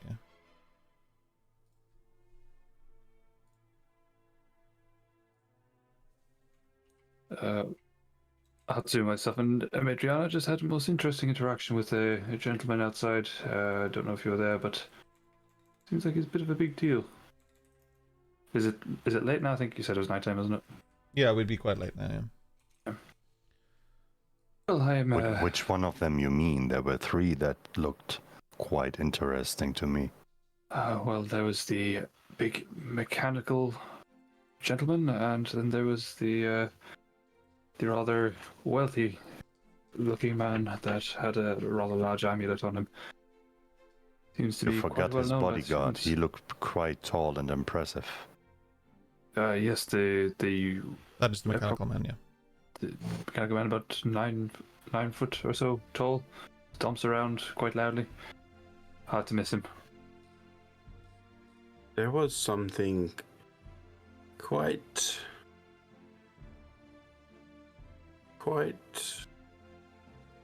unique about that gentleman. One doesn't get to be the head of Omegaverse by being a run-of-the-mill him? individual. I don't care about him. I mean the gentleman that preceded him up the beach. The metal friend, as you said. Yes, don't see many of them around. So I'm not Yes, sure you- if I've ever encountered them. Yes, you have no idea what they're talking about. All of this sounds absolutely crazy to you. To be fair, it all sounds crazy to Westland too, and he was there. She's just silent. She's like, I've never heard about a tribe that has people that grow that tall. Have you ever heard about something like this? I certainly Yes. have not. You have? Yes. I know of people that tall. Fascinating. Where do they grow them? She has a little wry smile at that. Thinking of vegetable patch of very large people. It's just people being dunked in fertilizer. They tend to be outlanders, not usually those that sit on the mainlands. I guess it's a matter of growing to be as big and as strong as you need to be to do what you've got to do, right? Absolutely. Plenty of broccoli and carrots, no doubt. Anyway, I think I've had enough fun for one day. I'm going to retire to our chambers. And Ash will make his way back to the dormitory. Before you go, Dash, Yes? what is with the voice? Afraid I haven't a single clue what you mean, my darling.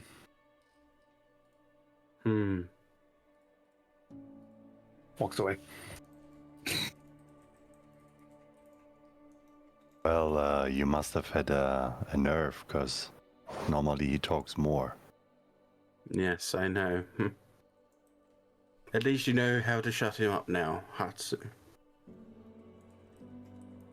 I mind, I'm not hating it, but I don't know what this is all about.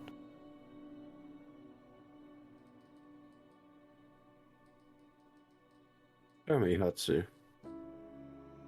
You seem a man of integrity.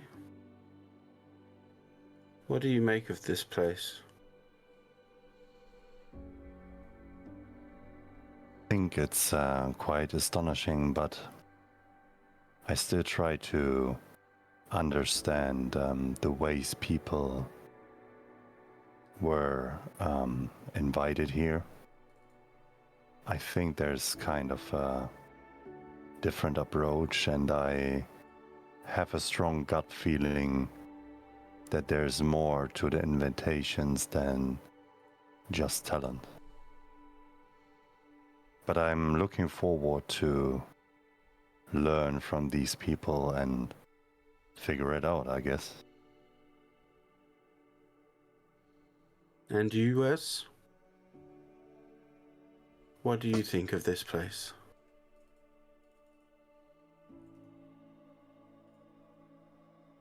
When I wake up, it will be different.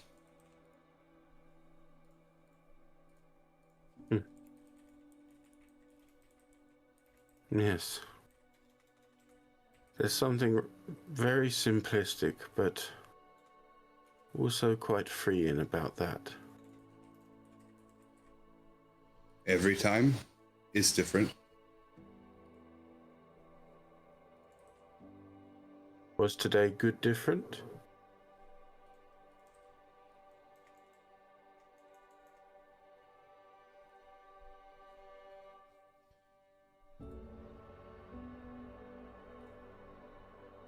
Or was today bad? It still goes. Not a new dream. I understand. Where is... And she looks around.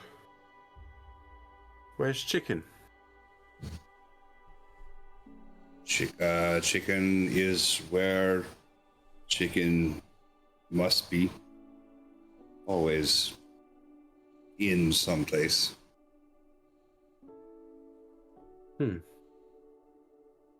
We'll talk more about Chicken one day. When I wake up, you will not be there.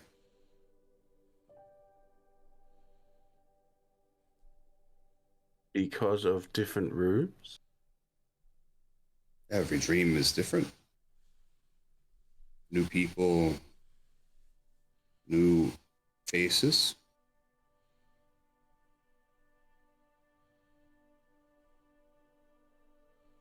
Is there any face you see often? Chicken.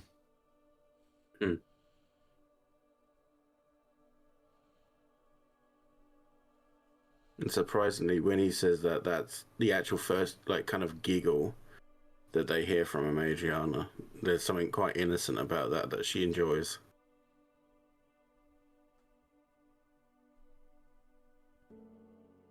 Well, Eos, Mm-hmm. has it been a good day for you? Yeah, so far. Good. Is Slate around us? Yeah, the usual. Just standing, hovering, present, but not at the forefront.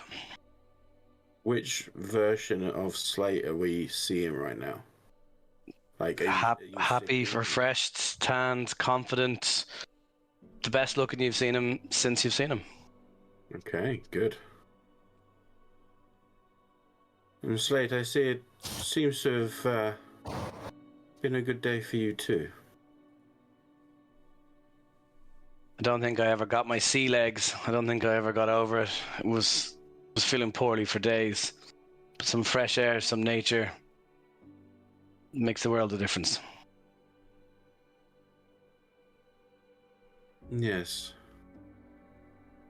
I didn't know the world was quite so beautiful.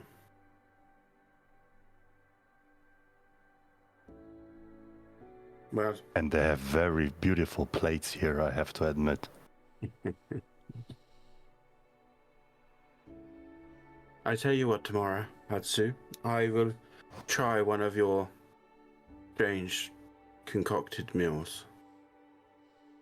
He kind of grabs in his robe and he pulls one out and he says, "Why should you wait until tomorrow?" And he hands it over. She's kind of regretting everything she just said.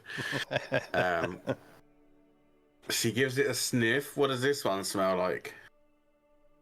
Please don't. They're tell me always the sweat. same. It's always oat flakes with mixed with honey and nuts, and the outside is kind of decorated with crushed pistachios. Oh, okay. So like a Nutri-Bar, that type of thing. Yeah, just Okay. like in a ball form. She'll take a healthy bite of it. Choose it for a second. It's nice, but maybe add a pinch of salt. Just to add that little extra zing. All due respect, but your kind should know why we don't take herbs in our meals. Sorry. For a split second, she takes umbrage at your kind. And then looking around, seeing how different everyone seems to be here.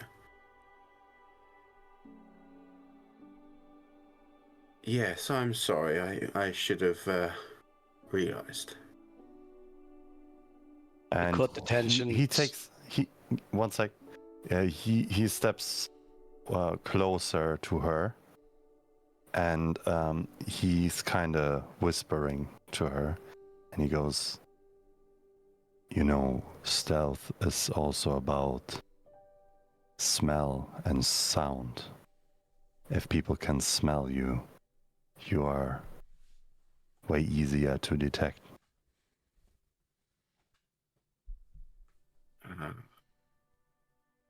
I see. Very clever.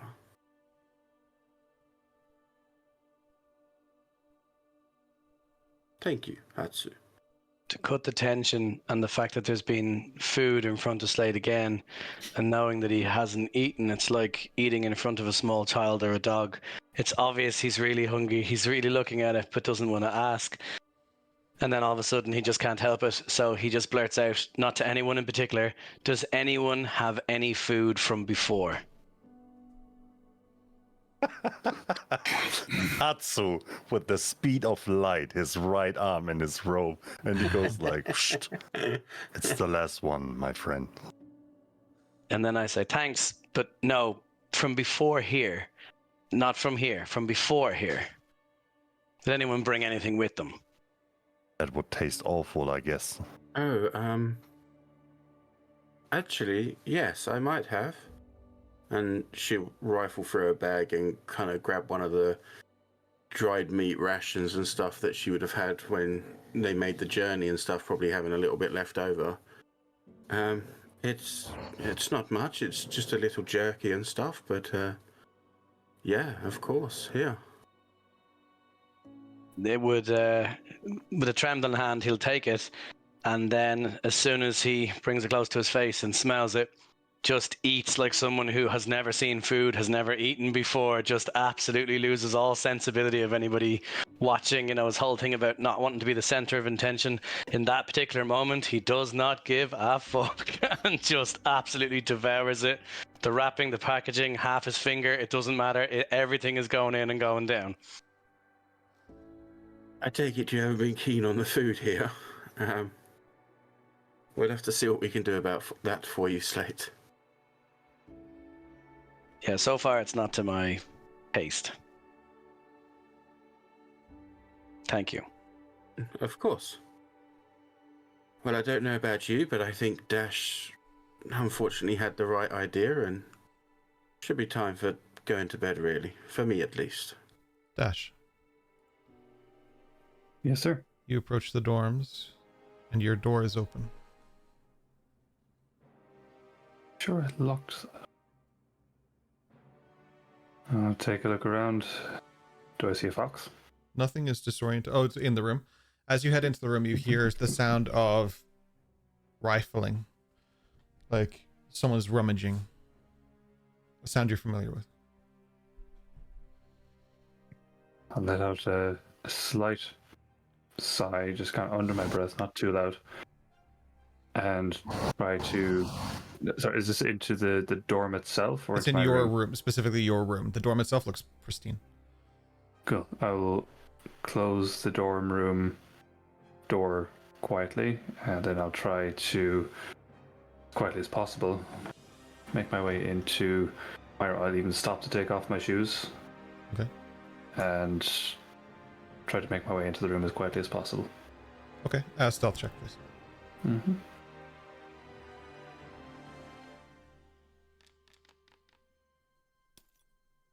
that a nat 1? That nat is 20. a nat 20. Oh, crazy. Okay. Nat 20 is, yeah, absolutely not caught at all.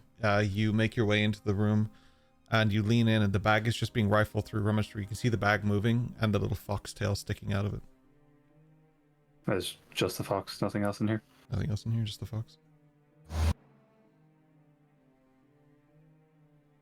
Chicken, The movement stops. what are you looking for, you devil? The head comes out of the bag and it's got two things in its mouth.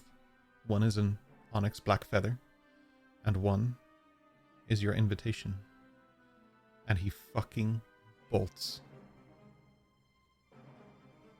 I'll try catch him. Okay. What I'll get you to do is to make a... I'll give you acrobatics or athletics. It's up to you. It's gonna be acrobatics every time. That's a 9. Okay. I'm just considering if it's worth taking my inspiration on this one. Yeah, I'm going to take my inspiration on this one, and I'll re-roll that. Okay.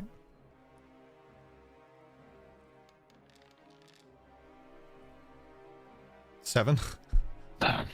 You have the worst luck with inspiration in these games. Honestly, man.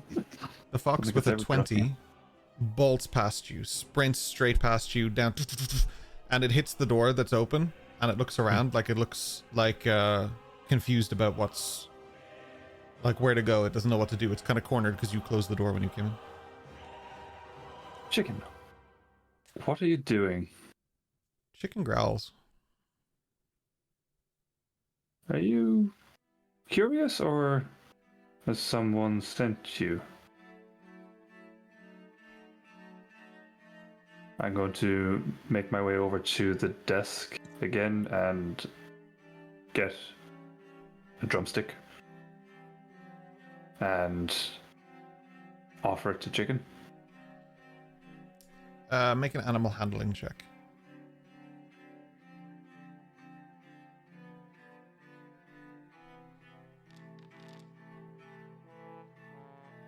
That wasn't that one, right? Oh, that wasn't that one. No. Try to learn the That sounds of your one dice. with a -1, that's a 0. Yeah, that checks out. Chicken is not giving up this stuff. So it has your invitation, has this feather, growls. You don't want to upset you, little fox. Would you like to show me where you're taking them? There's no response from the fox. I'm going to open the door for him. Okay, fox just bolts out with your invitation and with your feather in tow. And I'm following him. The fox sprints down towards the banquet hall where everybody is. Okay, I'm going to keep following him. I'll try, as soon as we're coming into the side of the banquet hall, I'm going to try to not be seen, particularly if I catch eye of Mhm. party. I'm going to try as much as I can not to be seen there. But also keep an eye on the fox and see where he's going. Okay. Make a perception check. Perception check.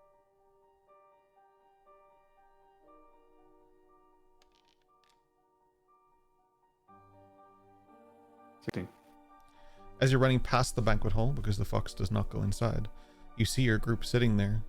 Chicken is beside Westlin.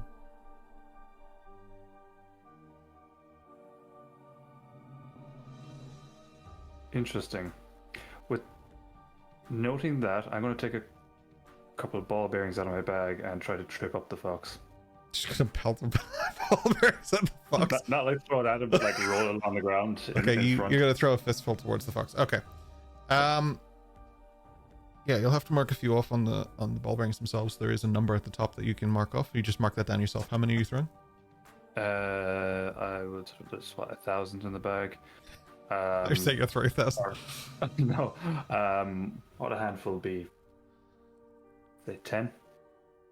A handful would be like 300 or something. The ball bearings, they're like Or this size. teeny tiny ones? Yeah, they're Oh, really okay. really small. So we'll say 100. 100, okay.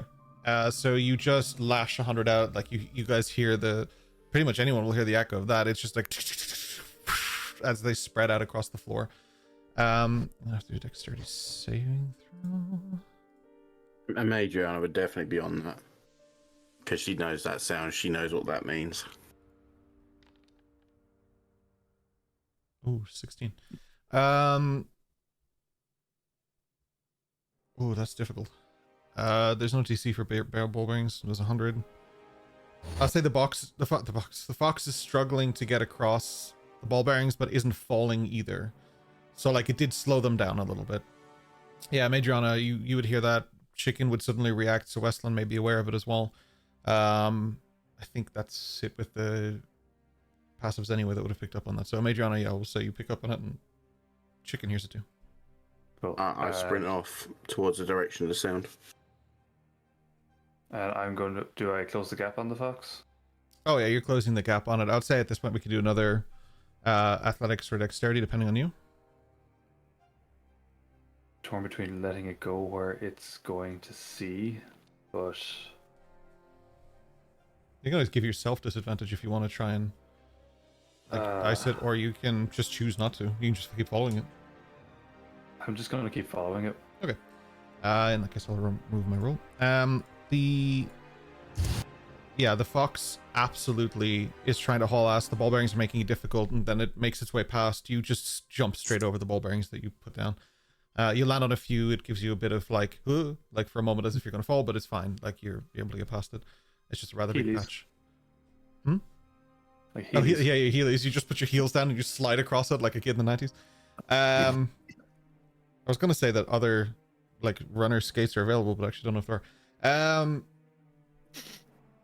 are. Madriana, you just fucking tear out of that table. You come flying around the corner. You see the ball bearings. You see Dashin chasing a fox, and then you look over and you see that Chicken is by Westland. Okay, she's even more intrigued now, and she wants to find out what the hell's going on. So she's still in pursuit of the fox as well now. Okay, so two of you are just chasing the fox. This is such a Scooby-Doo moment. Is anyone else partaking? Fox would have gotten away with it too if it wasn't for those dastardly rogues. How many feet away I think was this? follow. You're going to chase as well? Yeah, some intrigue, something different. Yeah, something interesting. Yeah, Why not? Full Monty Python. If Fatso sees everybody jump out to chase something, he would have followed, but he would be like a little bit behind. Trying to catch up. Well, not like trying to catch up, but trying to figure out what's going on. Yeah, like catch up on the situation more than catch up physically. Eos, what did you say? Sorry, friend. How many feet away is this happening? Oh, this would be about 20-30 feet. Like if you guys are in at the tables, you wouldn't have gone too far into the room because you were there first, so you wouldn't have been like way in the back of the room with like the biggest crowd possible. My logic would be you'd be about 20 or 30 feet away. Yeah, I'll have after. Cool. You run after as well. Westland?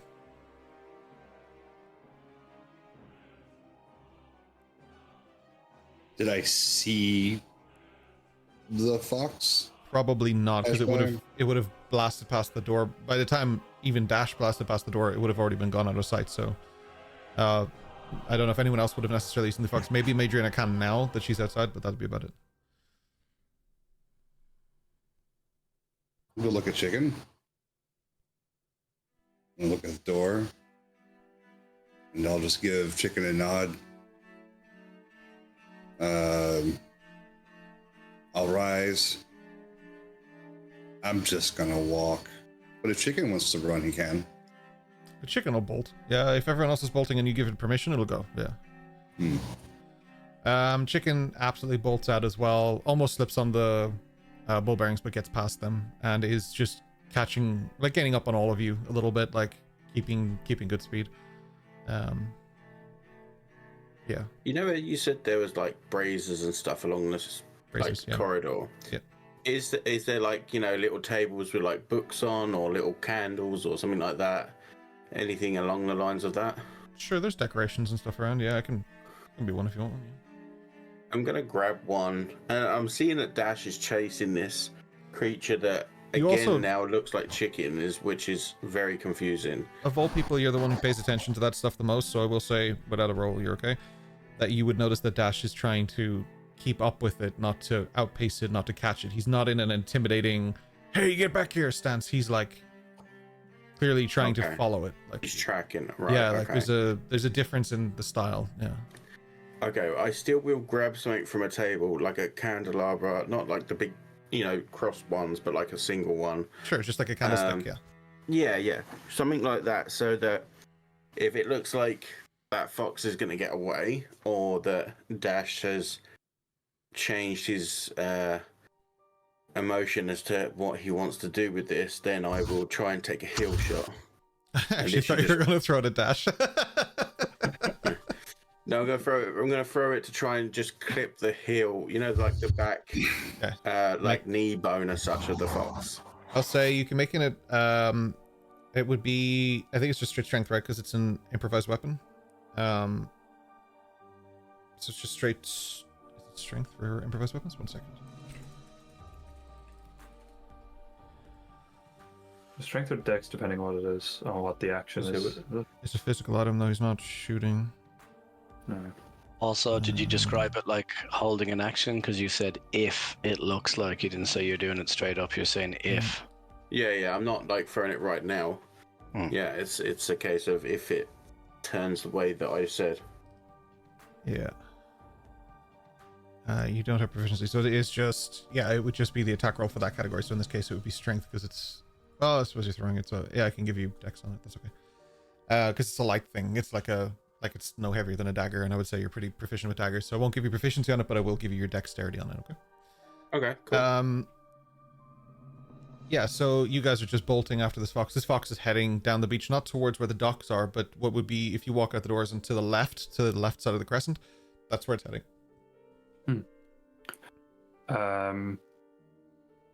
Have I noticed that I have gathered a few companions in my pursuit?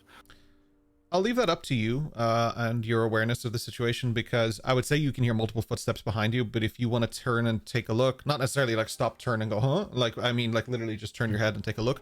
That would be up to Dash more than me. I think I would. Okay. And noting that particularly Chicken is there, kind of that Chicken track and just takes pace after you, like much faster than you, I should say. Sorry. Yeah, and then I just continue my pursuit. As I'm running beside Dash, I just say, "Do you really think it was a good idea to send in another creature that looks exactly the same?" So many cartoons. Unmask it. That's my real face. Well, Chicken isn't carrying my invitation. Still running. Chicken is gaining on this other imposter to the throne of foxes. Yeah, Chicken's definitely gaining. I'd say a majority of you are at this point. The fox is getting tired. You sit on a throne of lies. Yeah, Ken sounded like he was taking that personally, didn't he? How dare you take over Chicken? As you guys are making your way down the beach, it's like an absolute whirlwind blast. You guys are all at top sprint, doing your best to keep up with this. That fox is like the like Chicken chasing is like going faster and faster. Pissed that this fox clearly has upset all of you. The fox comes to like a skid and starts to run into the woodlands that are there. Okay. At that point, how far am I from the fox? I'll put you at about 40 feet. 40 feet.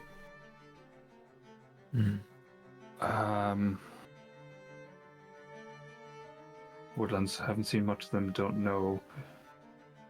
I assume it would be difficult to keep track of it at this point. So I'll shout at Chicken to stop that imposter. And I'll see if I can make up the ground to try and tackle it myself as well if possible. Hearing Dash say that, I go straight for the shot as well.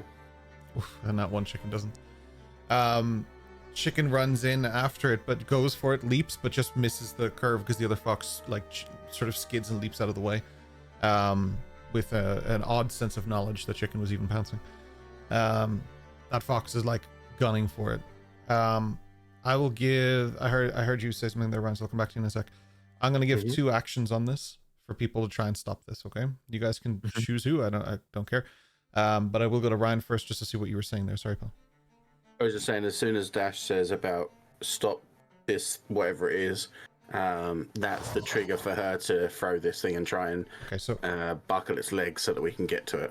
Making a dexterity ability check for me, please, then. Come on, be good. It's not bad. It's a 21. 21. You throw it and it just hits the back leg of this thing and it lets out a little yelp and it starts to like scurry into the woods, deeper into the woods. One person can have 1 action here to try and stop this. I'll try to tackle it. Okay, that works. Eos, you had your hand up as well. Did you want to try something? Yeah, I was gonna make a crackling sound of thunder. Okay, you're trying to kill the fox. Got it. Thunder, not lightning. Oh, sorry. Okay, sorry. I just assumed you were just going like full like ham on the fox. No. It's a fox, not a cat. I'll give both, and what I'll do is, Eos, you make that sound. I assume it's thaumaturgy, is it? What you're using? Yeah. So just roll that into chat for me as well. So you use thaumaturgy, and with that, you make this crackling sound. Dash, this gives you your advantage on your attack. We'll call it a help action. Because what I'm going to do is pretty much a football slide tackle and try take it at the legs. Okay. As you do, you leap in, you go absolutely ham on this.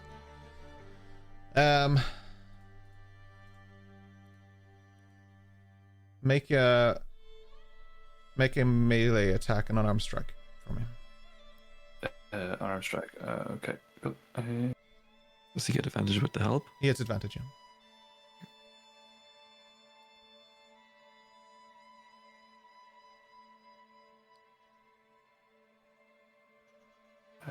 Features. Sorry, the combat.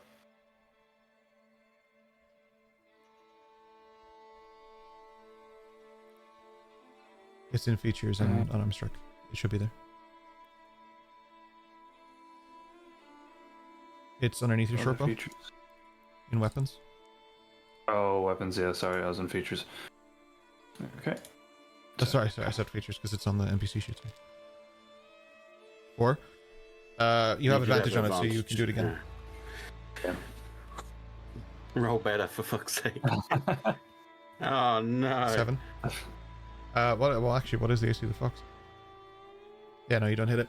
You slide and it just springs over you and starts sprinting through. It starts to get lost in the woods. It's kind of hard to keep up with it at this point. How would you guys like to approach this? Stop. Don't. Anyone? Are you talking to the fox or chicken? No, to the party. Oh. Well then, this other red dog has stolen from me. Afraid I couldn't catch it. Are you able to help? Don't go in. Don't go in the woods? Don't go in. Yeah. Honestly, I don't think I'd like to. I'm not very familiar with woodland areas. How important was it to you that he took from you? Well, he took my invitation, so I'm not quite sure if I'll need it, but felt like it should be the type of thing I ought to hold on to while I'm here.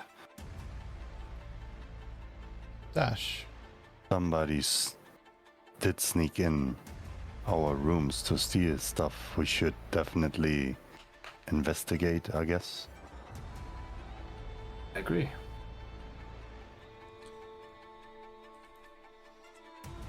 So Hatsu's trying to keep up with footprints.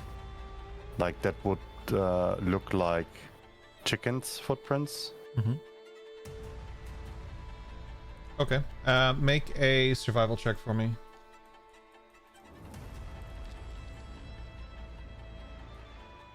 11. It's not that hard to find them, so you are able to maintain the track at least for now, because this fox was still in full sprint, so things are kicked up all over the place. Well, I got his tracks. If you want, we can follow. No. I think if Wes is saying no, I think we should listen. Honestly, he seems like the type to know. I don't trust my own knowledge of these type of areas. Weslin? Why no go? Deep in the woods is full of dreams. Bad? Do not go. No bad dreams. All dreams are good and bad. But you must wait to be called.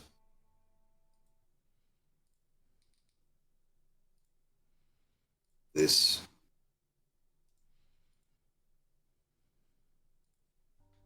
Hatsu kind of is turns. not good. Hatsu turns to Wes, and he goes, "There's woods and there's woods. They same, but different. This is not different woods."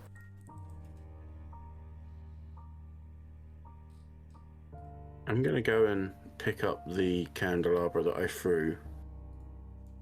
Is there any fur, blood, anything on it? Something I could possibly use to maybe track what this was?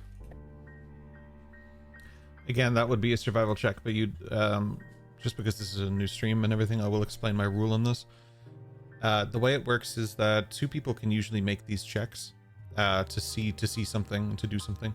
People can help them, but I usually only let people with proficiency help someone do something. So, for example, if a Madriana is doing survival, you can do the survival check because you're the second person to say it. But if someone wanted to help a Madriana, they would have to have proficiency in survival. That's how I usually roll with these things.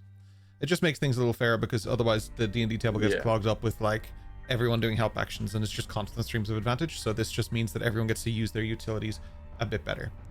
Go ahead, Matron. Just to be a bit clearer, I'm not looking to track this creature.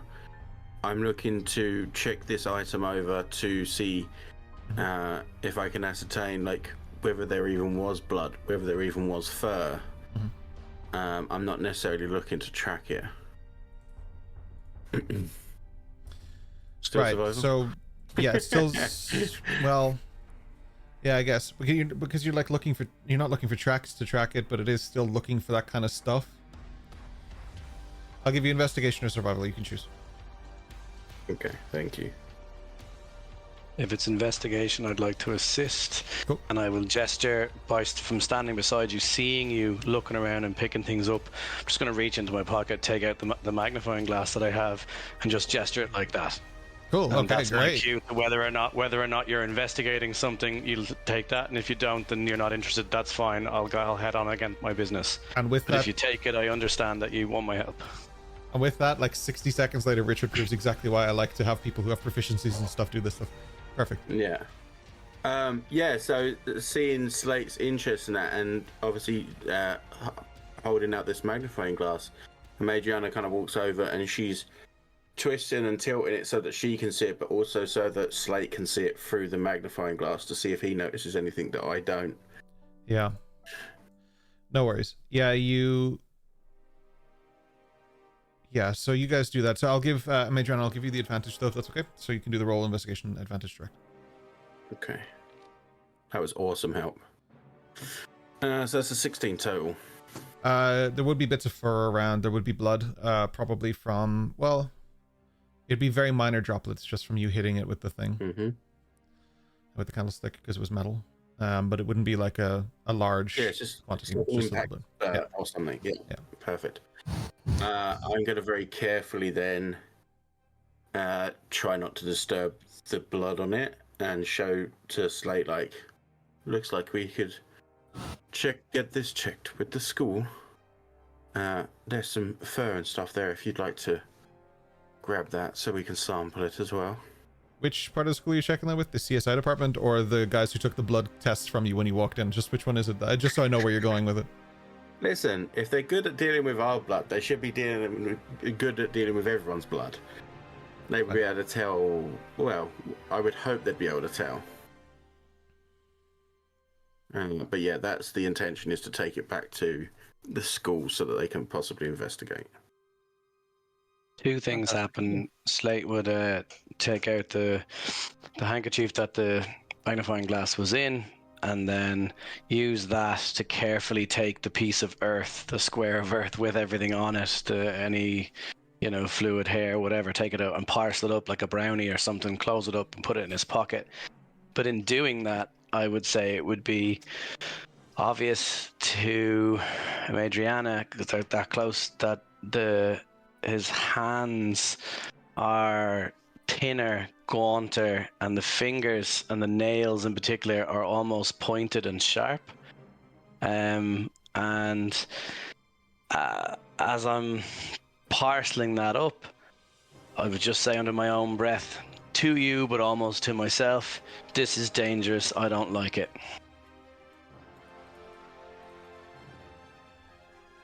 Yes, I agree. Dash, was this assailant just in your room, or is this something we should go and check? Well, I found him in my room. The dormitory door was locked. I thought it was Chicken just playing about, so I opened the door to let him down to Wesleyan, and then obviously passing you lot, saw Chicken there and realized obviously this is something a bit more heinous. Never mind, it's I'm here now. Don't need the invitation. It's fine. Yes. Do you know the second red dog? There are many red dogs. I have seen many. They come and go. Do you know that red dog? Maybe. Every dream is different.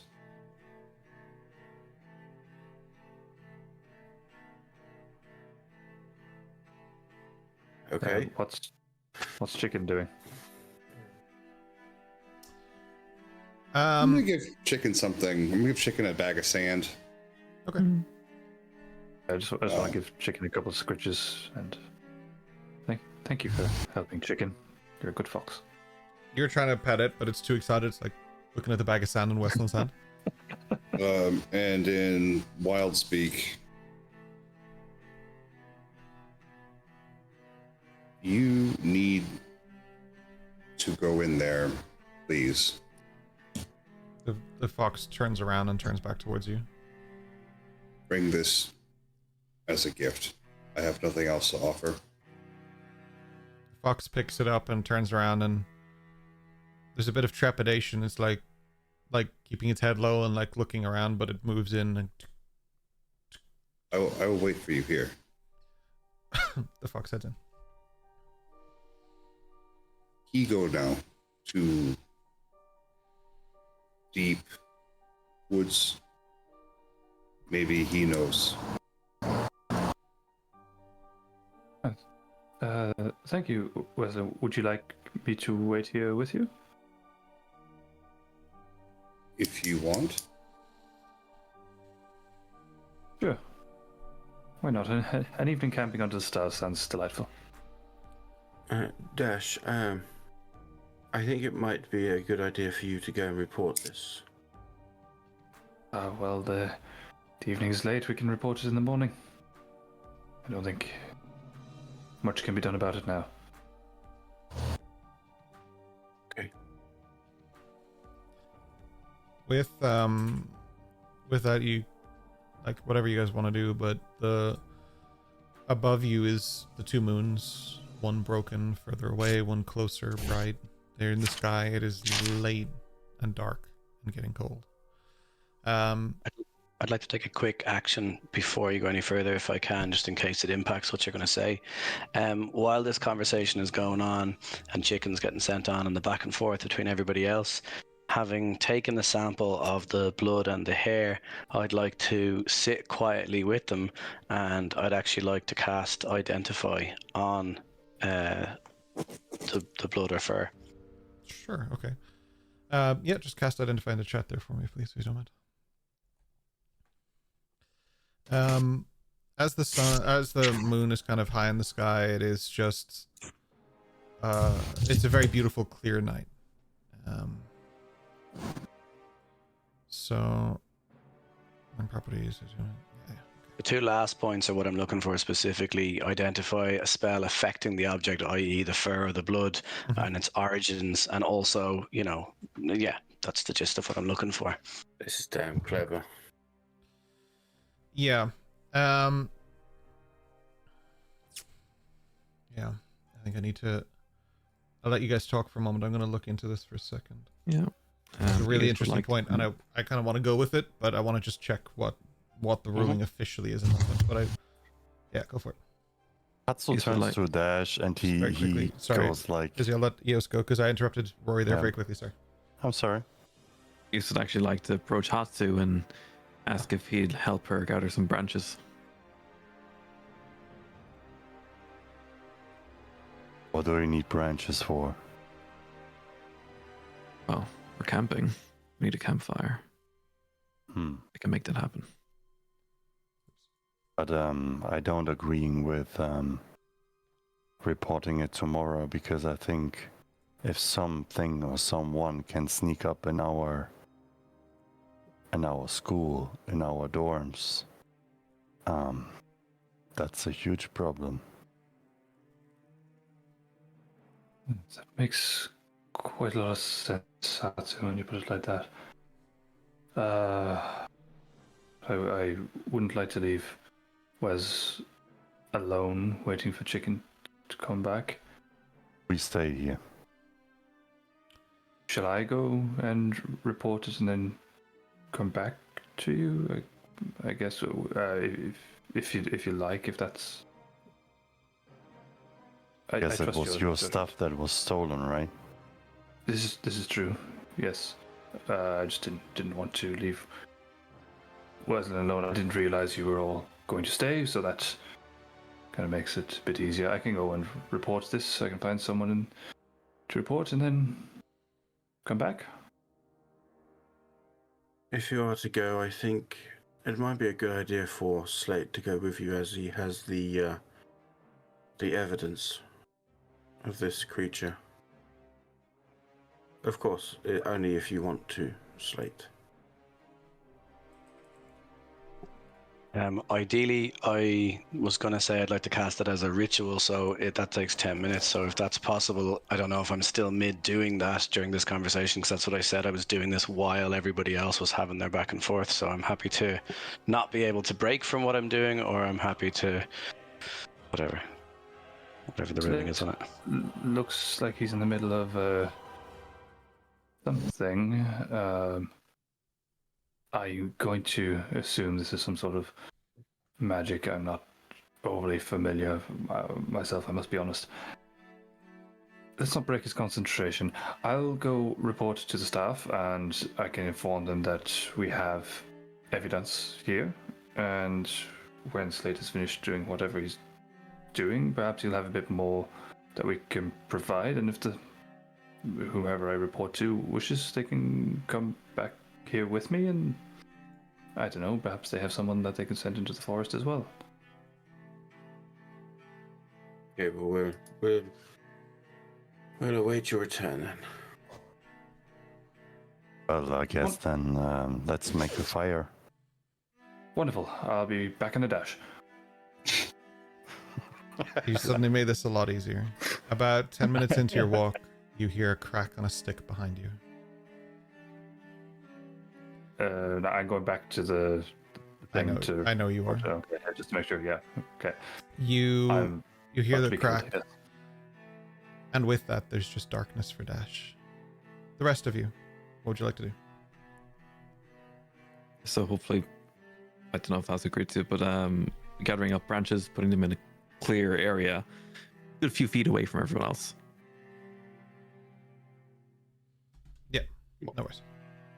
Well, them two are doing that, and with Slate behind us, doing something that Madriana doesn't necessarily understand.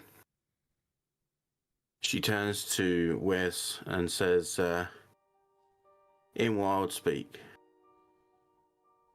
who did you send him in to see? Wes's eyes get really big, really, really big. You speak it? You speak Verdathil? Yeah, I know this language, if that is what you are asking. Yes. This is Oh a my- wild speak. Oh my god. Listen. It's just good to hear someone like speak some sense here finally. Wait, you mean you can actually talk? What, you think that I'm like stupid because I can't keep up with your weird syntax? I mean, I don't know. I guess I didn't imagine you not knowing this other language. But at least I can talk to you now. Well, some of the words still make sense. I mean, when I woke up, like, and sometimes when I wake up, the words are different, but this time they're really kind of jumbled. Like, words are going in strange places in a sentence, and there are words that I don't understand that people use to describe things that don't seem to be appropriate. Okay. Is it easier for you to talk in this language? Obviously so. I mean, I don't know many people who speak it. What else do you speak? And then I start speaking in Eleversal to see if he understands. I think so. No. She realizes that he doesn't understand. She changes again to Breezemark. Mm-hmm. Changes again to Lunas. Mm-hmm. Change it. Any of you who okay. do understand those languages would know what she's saying there. She's saying very basic stuff though, so it's like, do you Yeah. understand me? That kind of thing. And then the next thing she does, and she's actually been doing this as well while she's been sitting there with him, is she's almost like Morse code on her pack so that it's loud enough to hear, but moving her hands in certain ways as well, so that like it's not someone trying to play air piano. There's form to it, Right. to see if he recognizes that at all. And I'm assuming he doesn't. No. Well, it seems at least we have one language we can share. Every day. as well. Two. It seems so. So is this when you attack me? Now that we can speak proper words? Why would I attack you? Why wouldn't you? Because I don't want to? Good, don't do it.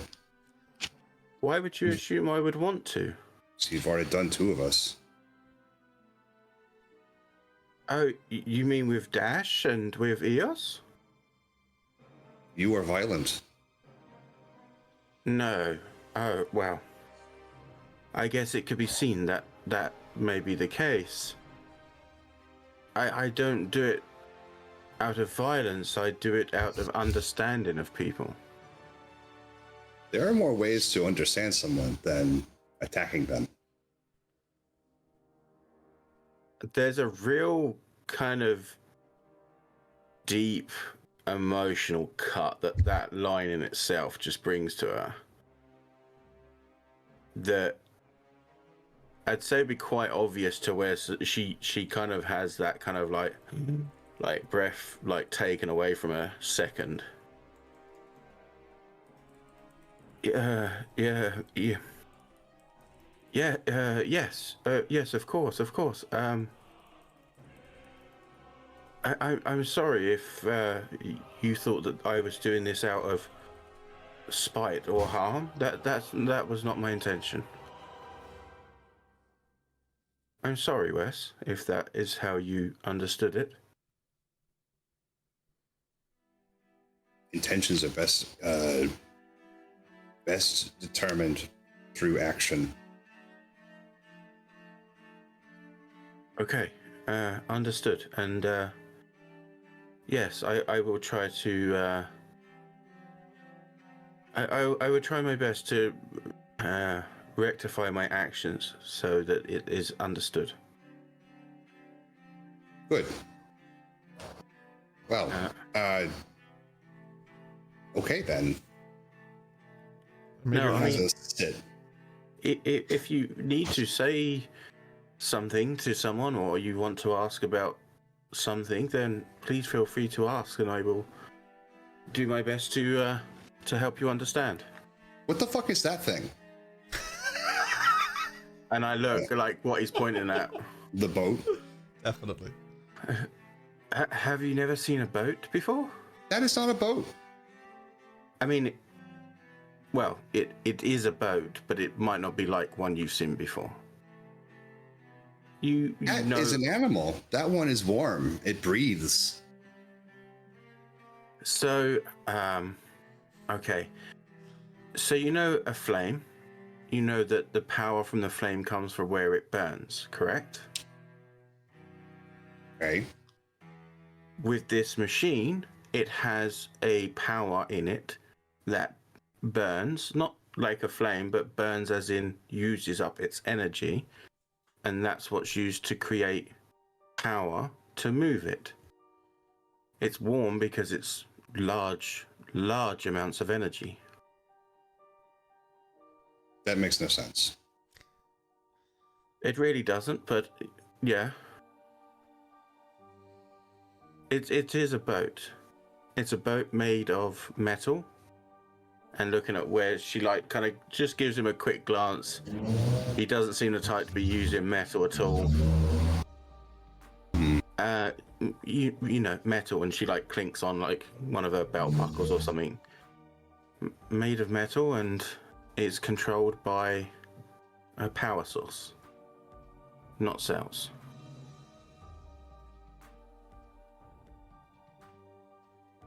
But it isn't alive. I beg to differ. That was definitely alive.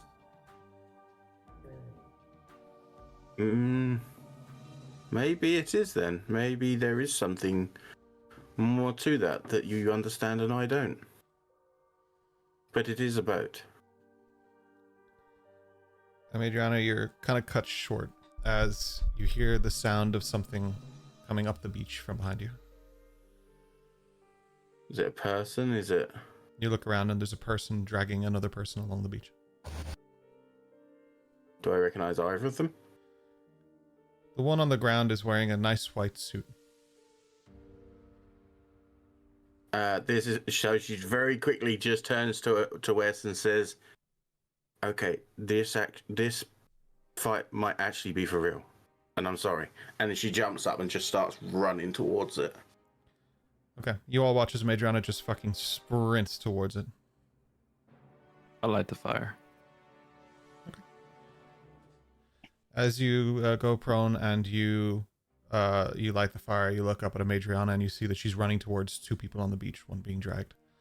And as you all sort of look across Madriana, you obviously get there first. There is a woman dragging Dash. She has her hood up and she has long hair coming out of the hood, and she looks up towards you. She doesn't seem scared of you in the slightest. Stop. What are you Stops. doing? Well, just visiting an old friend, I suppose. Doesn't look like much of a visit. So, let's say our relationship is playful. It's funny because it doesn't look like he's having fun. She looks down at him and she looks back. Probably more fun than usual. Who knows what he's thinking about? Step away from him. She just drops him and like with a loud thud, he's like, she's like, he just like hits the sand. It's sand, he's alright. I'll wait until she gets kind of 10 foot back. You didn't say Walk move up. away. She's just standing there. Look, Oh, okay, but you can ask her to move. get away, yeah. She walks away, but with like a strange confidence. She just one foot in the other, saunters away, and then stands and watches you. I assure you, he's quite alright. So what did you do to him? Hit And him I'm asking very that. hard in the back of the head. Well, that doesn't seem like a game to me. You'll want to And talk. I'll kneel down as she says that. And I'll just give him a swift slap to try and snap him out of it. It does, yeah. He's just like, you feel that and it hurts.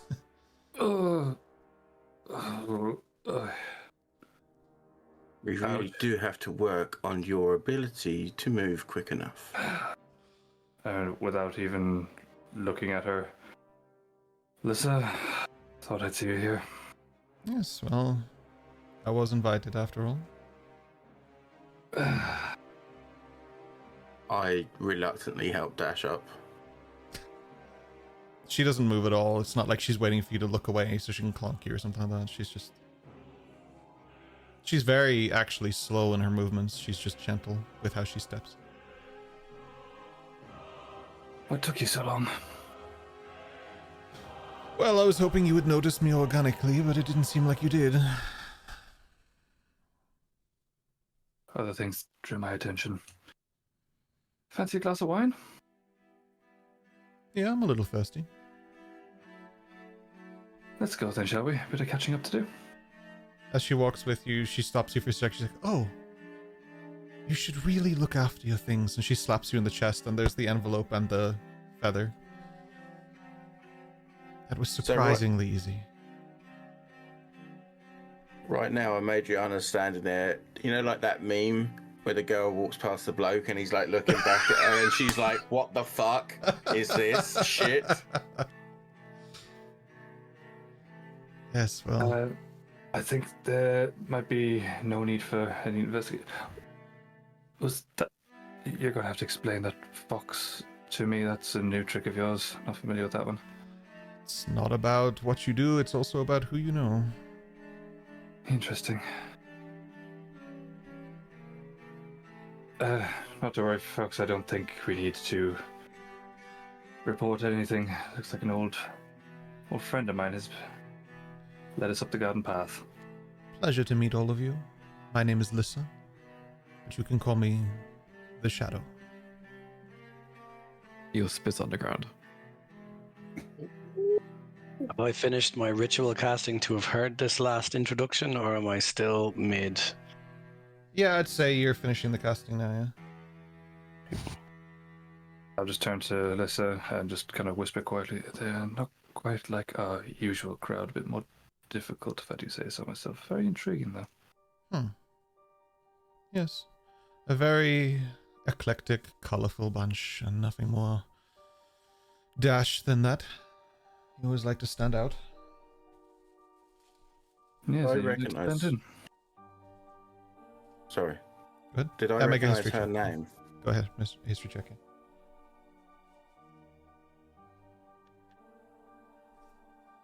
No. 9. Barely.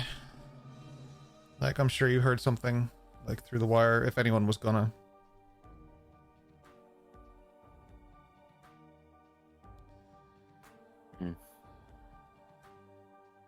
Sorry, the ritual casting. So, there's a slight Yeah, there's a slight magical property to it, and it would be evocation in terms of the spell. But that would be all you'd get from it, because there is a limitation, I guess, to identify. But that would be, like, I can give you the magical property of it because it's not the true blood form. There would be evocation involved. Of sorts. Yeah, right. Right. Shall we? She puts down a backpack and she says, "Who's hungry?" And she opens it, and there's like all these packaged rations, sandwiches, everything. She just opens it. How kind of you. "Oh, I made this one especially for you. It has your name on it in beautiful embossed letters," and she hands it to you. "I'm sure it'll go down real well." Where did you steal those from? You get bored on a boat. What can I say? Everybody's fine. There's food here. Mr. Dash, won't you give the thing in the left pocket to your friend that arrived late? I think you picked it up for her earlier. Think of my left. You take out a piece of paper, and it's got a beautiful signature. I'll hand it to Lissa. "Oh, thank you. I got 3 earlier, but thank you very much. I'll put this with the collection. It'll be worth quite a penny when I go home." Yes. You're sticking around for a while then? Nothing better to do? Likewise, as you can imagine. Yes, well, I'm sure your group and I have a lot of catching up to do. But maybe it's a one-way thing. I know a little bit about you all already. Eos, that really is quite a pleasant horse.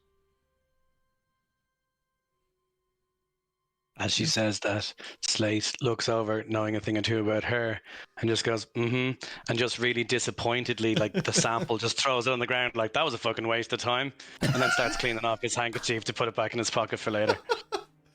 Yes, what were you going to say, pal? Sorry.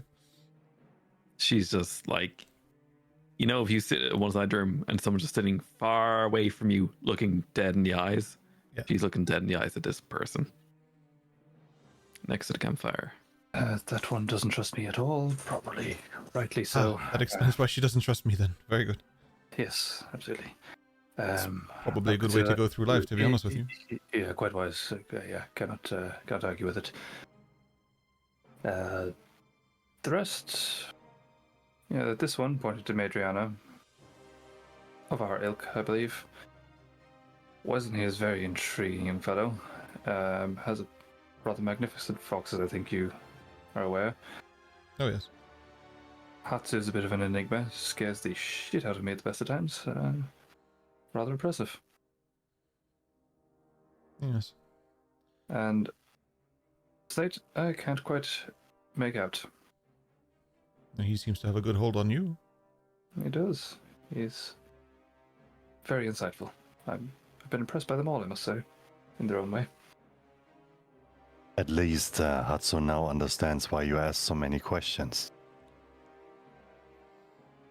Always like to get to know those around me. Insightful. Yeah, I think it would almost be noticeable that Dash is suddenly a bit more at ease and less jumpy with his speech patterns.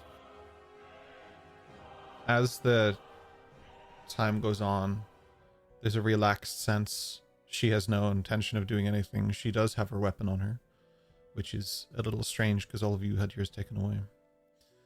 She isn't keen on using it. She's not trying to get any information. She's not gleaning anything. She barely asks any questions. She's mostly just listening when you talk, and she replies.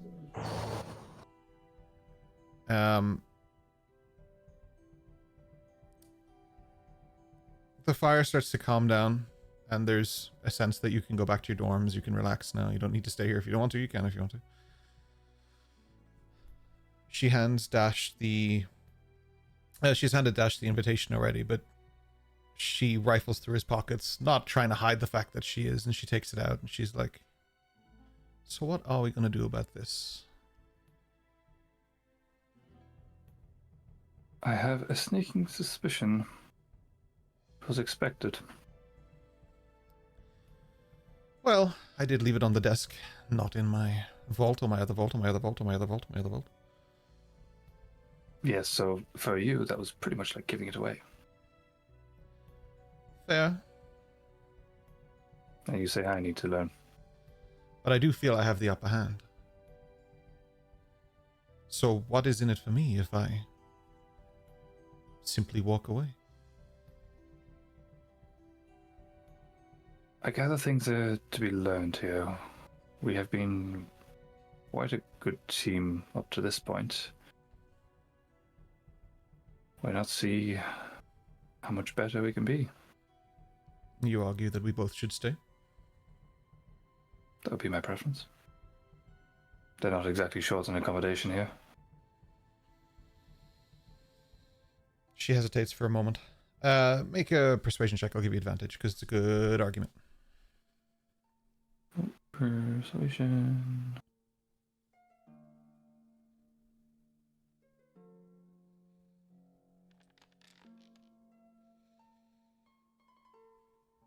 $22. Very well. Let's see what I'd two like of us to can put do. in. Yep. I'd like to put in a cut across and go make a persuasion attempt the other way and say, or you could just leave. You could just leave. Make a persuasion check. You spawn to Slate and go, You have advantage with ES helping you.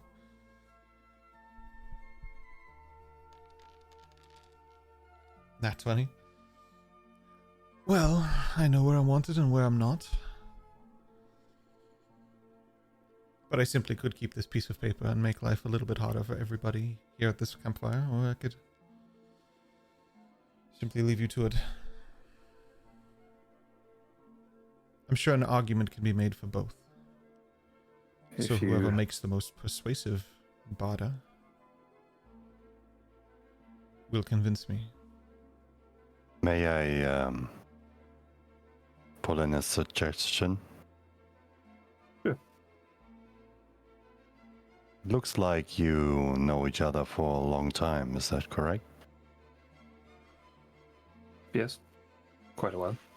You mentioned that you were kind of partners in crime, I guess.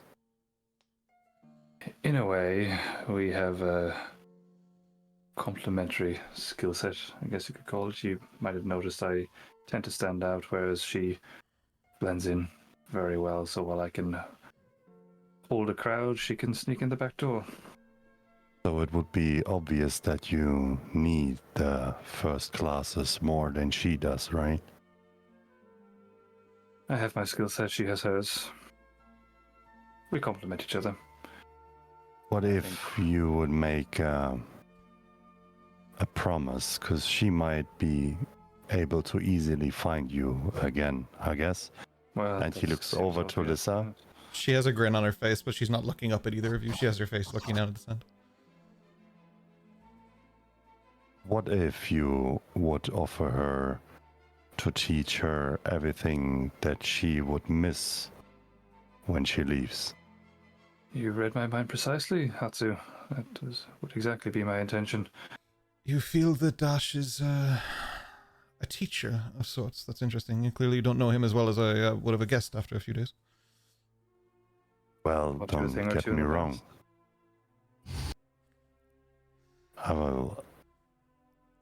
There's more people here that might be a help for him to later teach you, tell you, inform you what there's more on the horizon, maybe. And maybe you can profit both. Now that's music to my ears. With that, I will leave the persuasion up till next week. We're going to stop here, and we're going to do a segment that we have thought about and talked about and we want to try. So we're going to just go on BRB for 5 minutes, and we'll be back. And then we're going to have a little Beyond the Wilds where the guys are going to talk about their theories and ideas and things like that. And next week we'll pick up at the campfire where you're bartering with Lissa. We're just running a little bit late, so I just want to make sure we have time. Right, so we'll go on BRB for just a moment. 5 minutes, we'll be back, and we'll pick it up from there. Those on YouTube, that will be a separate video uploaded at the same time. BRB. Yeah,